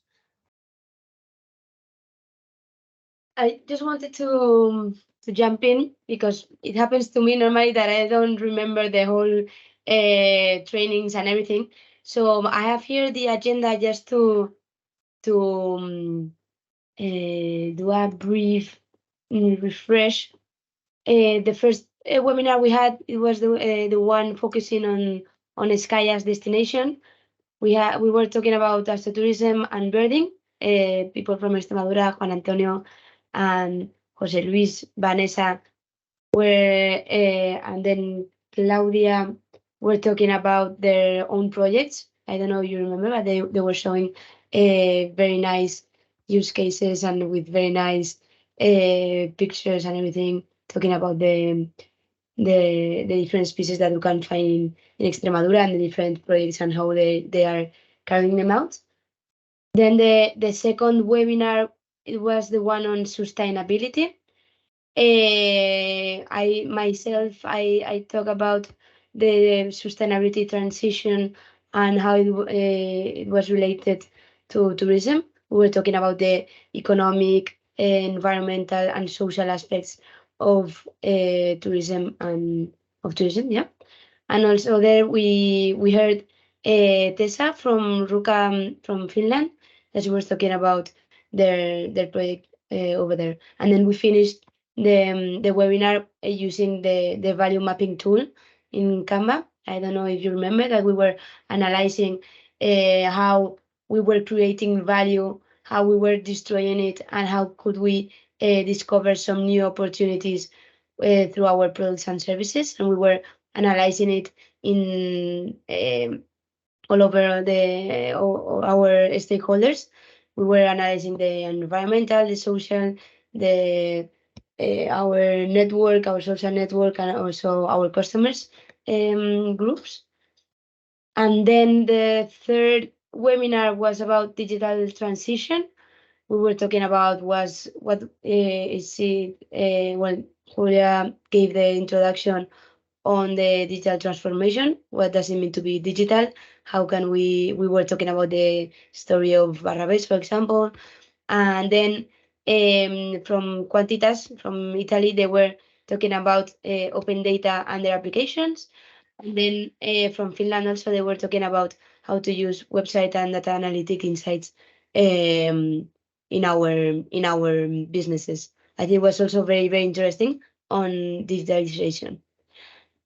And then the fourth webinar was on resilience. This was last week, I think, with our colleagues from Finland. They gave also an introduction on what was resilience. They gave a lot of examples on how their businesses or different businesses in Finland were resilient. We had the opportunity to listen to Santeri Halonen, that he was a doctoral researcher on resilience related to business. I think it was we were very lucky to hear from him. And also our colleagues from Entre Encinas y Estrellas, that Cristina. No, yes, I don't know if I'm mixing up the projects, but from here, from Spain, we're talking about resilience, and also from Finland again. And today it was and then we had another webinar on, sorry, you know why I did the wrap up, because I don't remember neither. Then we did a concrete webinar on how to create a business. No, we were talking about the project-based learning. We were talking about the business model canvas. We were talking about the stakeholders map. We did many different things. And then this one, the last seminar, the webinar that was today, that was the wrap up and the presentation of the project-based learning. So just to refresh your minds. If I don't know if it was useful or not, but just if you want to comment on any concrete webinar, just feel free. Or if you just want to give a whole review also, it will be very nice. Yes, thank you, Marta. It was a great refresh for everybody, I think. For us, I think that it would be also interested to I don't know, find out more strategies that SMEs in the tourism industry can adopt to differentiate themselves in this crowded digital market. Because you see now that, yeah, we try to everything is digital, everything goes in this direction, but what strategies could they adopt to make a difference in this huge and crowded digital market? Maybe it could be a point in digitalization. Yes, sustainability, it's also very important, because in these times, I think that this is the right direction that we should adopt. And all SMEs has to be conscious about their approach to a sustainable tourism. And yes, sustainability, it was an interesting webinar. Resilience, I think that each of us managed to feel it on his own after the pandemics, that we had to make different plans and to see different ways of ongoing tourism, and to develop it in our, and we are still doing it, and we try to find new models and new ways to go on. And this is my idea about the about all these webinars. If anybody would like to add something, or maybe to ask questions to others.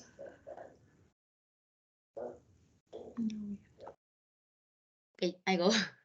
So, for example, in my case, as a trainer that have been involved in these webinars, I will say that I really like the point of view about how was explained the data analysis and so on, because I think that is really interesting, and that we have many tools that we are not even aware.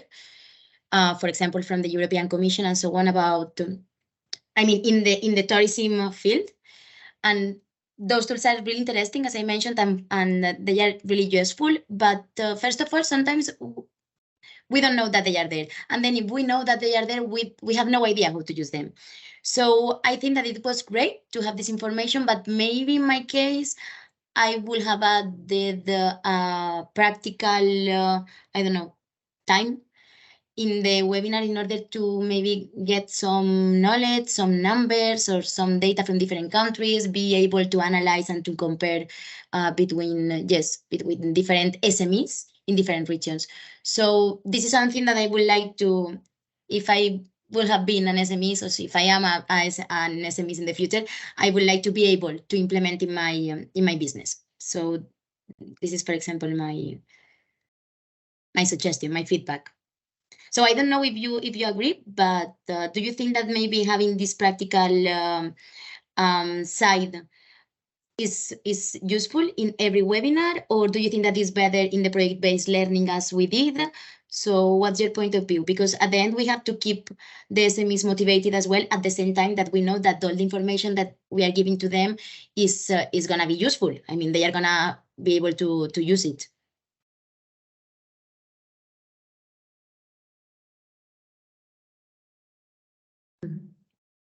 Well, hi, it's me, Cristina.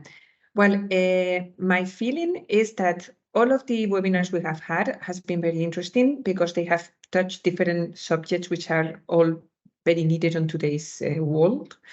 In each one in his particularity was very interesting. What I liked it most also was the possibility of learning from other activities in other parts of Europe, which I find it very interesting, and I wish I could learn more from all these other areas in Romania and Finland. I find it very, very nice. It's a pity that we could not talk more often and know each other much better. But whether we should do more practice with the new, whenever we can have other companies to learn through the process, practicing is very important, because theory is fantastic. We get a lot of information, but it's very difficult to keep in mind the big amount of information we got. So practicing is the only way to make it real, to put all this that we have learned. And I don't know whether it would be a good idea to do one webinar and practices about it, next webinar and practices about it, I don't know, or to leave the training at the end as we did, because at the same time it obliges you to revise everything that you learned or listened to a while ago. So it was good to have to do a practice, not until you put yourself into it. You don't really get to know the tools, you don't really get to think about it. So what would be the best way to help and to teach the people through these new tools when we are doing the practice, well, the guiding ourselves? I don't know, but of course the practice is very much needed.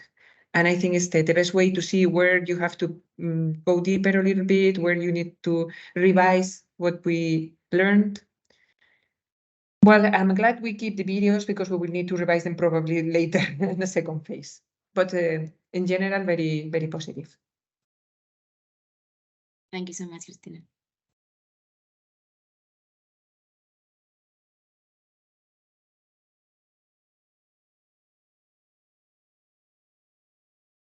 Yeah, I agree with Cristina that practice is very important in learning.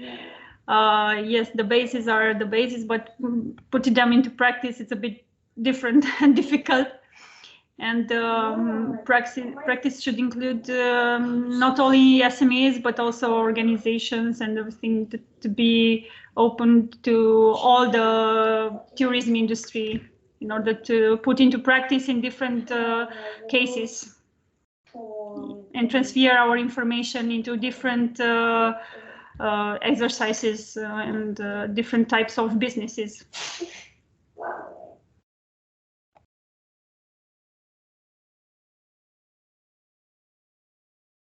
Thank you, Joanna. Another suggestion that I have is that, of course, we are different countries, we are different regions, and therefore different SMEs, types of SMEs and needs. So even if we have all this information, at the end, when we are teaching different SMEs in the regions, we have to have kind of collaboration meetings or working sessions in order to be all aligned in the needs of the region. Because maybe I was talking to Simina, I think that it was yesterday, and she mentioned that, for example, they are not that much, the SMEs of Romania, they are not that much into sustainable certifications because maybe they don't get financial support and so on, but maybe in Extremadura is different. So, and maybe in Extremadura, I'm just guessing, they are more resilient, for example. So this is something that we have to keep in mind as well, that when we are creating the materials and we are giving our presentations, we have to be focused on what's interesting for them, and it can be flexible. And then, of course, we can share all the information all together, and yes. So, yes. Yeah, in my opinion, the bases are the same, but we have to adapt them to our exactly. needs, to the different territories. Yes, yes, of course. Yeah, it's true.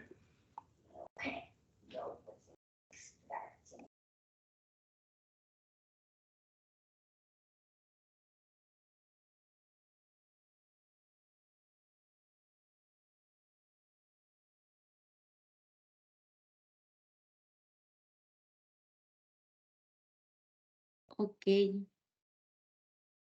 So yes, I guess that maybe when we start creating different things, when I say different things, I mean different modules or different materials, because we would like to combine PPTs, but as well as we mentioned, practical tools, and we can come with different SMEs that have implementing digital tools.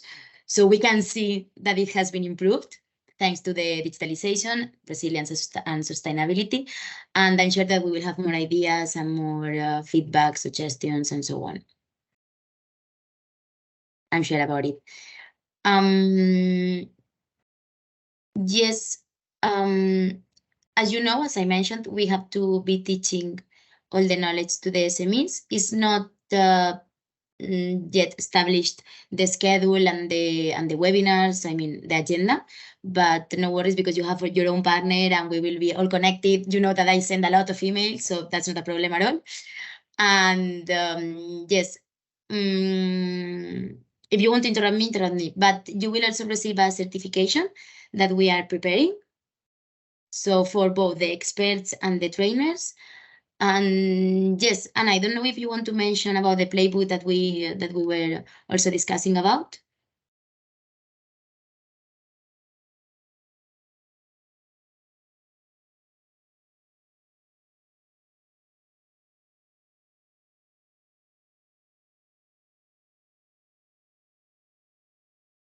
Juan, sorry, because yes. No worries. Yeah. I know that Juan wants to say something. Yeah. So if you want Juan to say something before we explain about the playbook, sorry.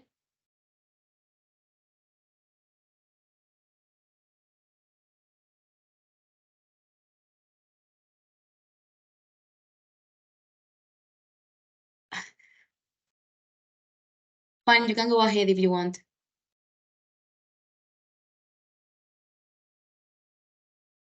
Ah, okay. Okay, nothing. Sorry. Okay. No worries. Okay. I was just listening to your feedback, which is really good. And just thinking through the next steps and the triple transition training program and what should be included in that. And I think we might like to make it as practical as we can. So there would be some sort of direct help for the SMEs, and it would help you also, and just make some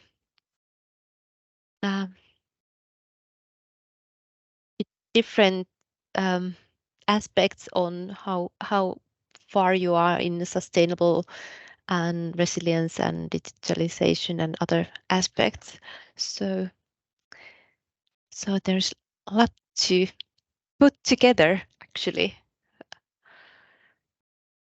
So, I have a question. I don't know if you regarding the order of the webinars. I don't know if you would like to have it like the project-based learning explanation at the beginning of the whole training. It was nice to have it in the middle. It was useful to have this project-based learning to put in practice what we've learned in the webinars. I don't know what is your feedback regarding this project-based learning.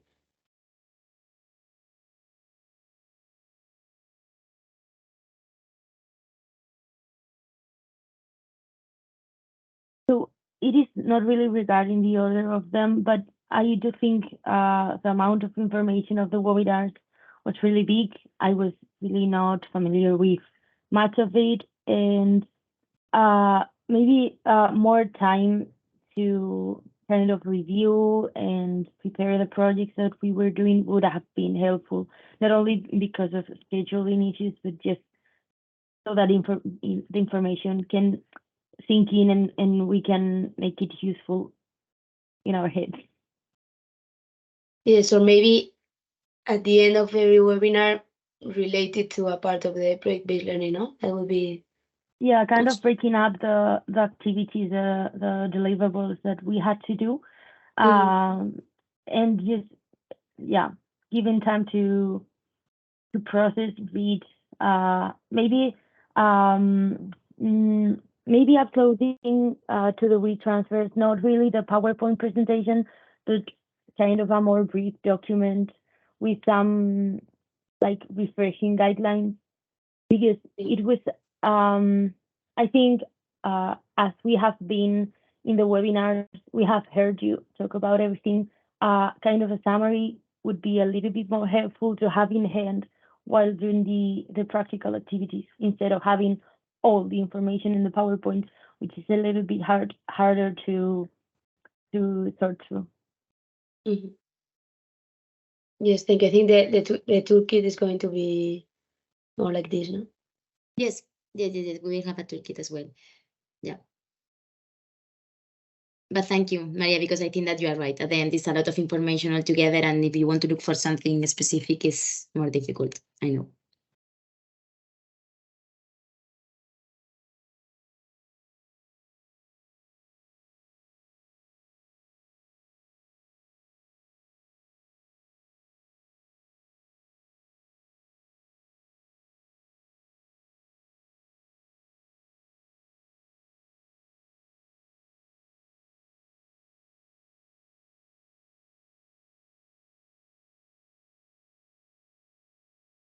Okay. Regarding the financial part that you mentioned, because it's one topic that I know that it's important, and it will be important as well for the SMEs in every region, actually. We are gonna think about maybe sharing some documentation, some information that could be useful, and therefore we can teach to the SME as well. So we will come back to you with our thoughts about it.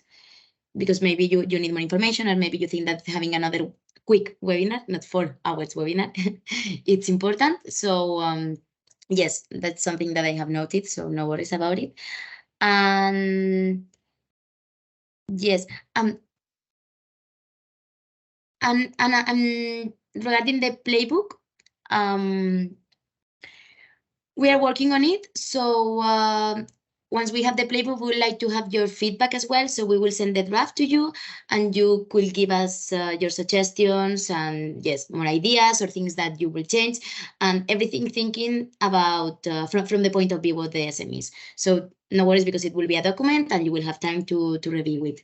So yes, I think that so far that's all from our side. As always, we are really happy if you want to write us, or you want to ask us any question, or you want to be more involved in the LookUP project, you know it.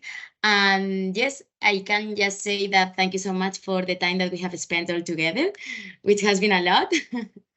And I hope that you enjoyed. So I would suggest that maybe I can take a screenshot of all together. So if you don't mind to turn on your cameras and we are all together, it will be really great. Lasă-le, nu contează. Nu vrei să Stai apar să pe descriem YouTube. că, unfortunately, Okay, no worries. yeah, our camera is not working. Sorry, our laptop, it's an old one, and sometimes it works, sometimes it doesn't. I don't know why. No worries at all. Okay, so everyone is smiling?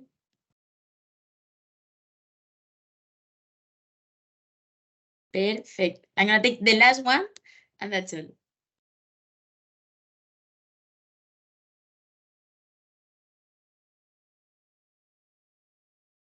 Okay, perfect. That's great. Thank you so much for your time. And of course, we keep in touch, and you will receive the certificates and so on. And congratulations for your project. I enjoyed a lot this webinar. Thank you so much. Thank you all of us. Thanks. Thank you. Thank you very much. Bye-bye. Thank you very Have much. a great night. You too. Bye. Thank you.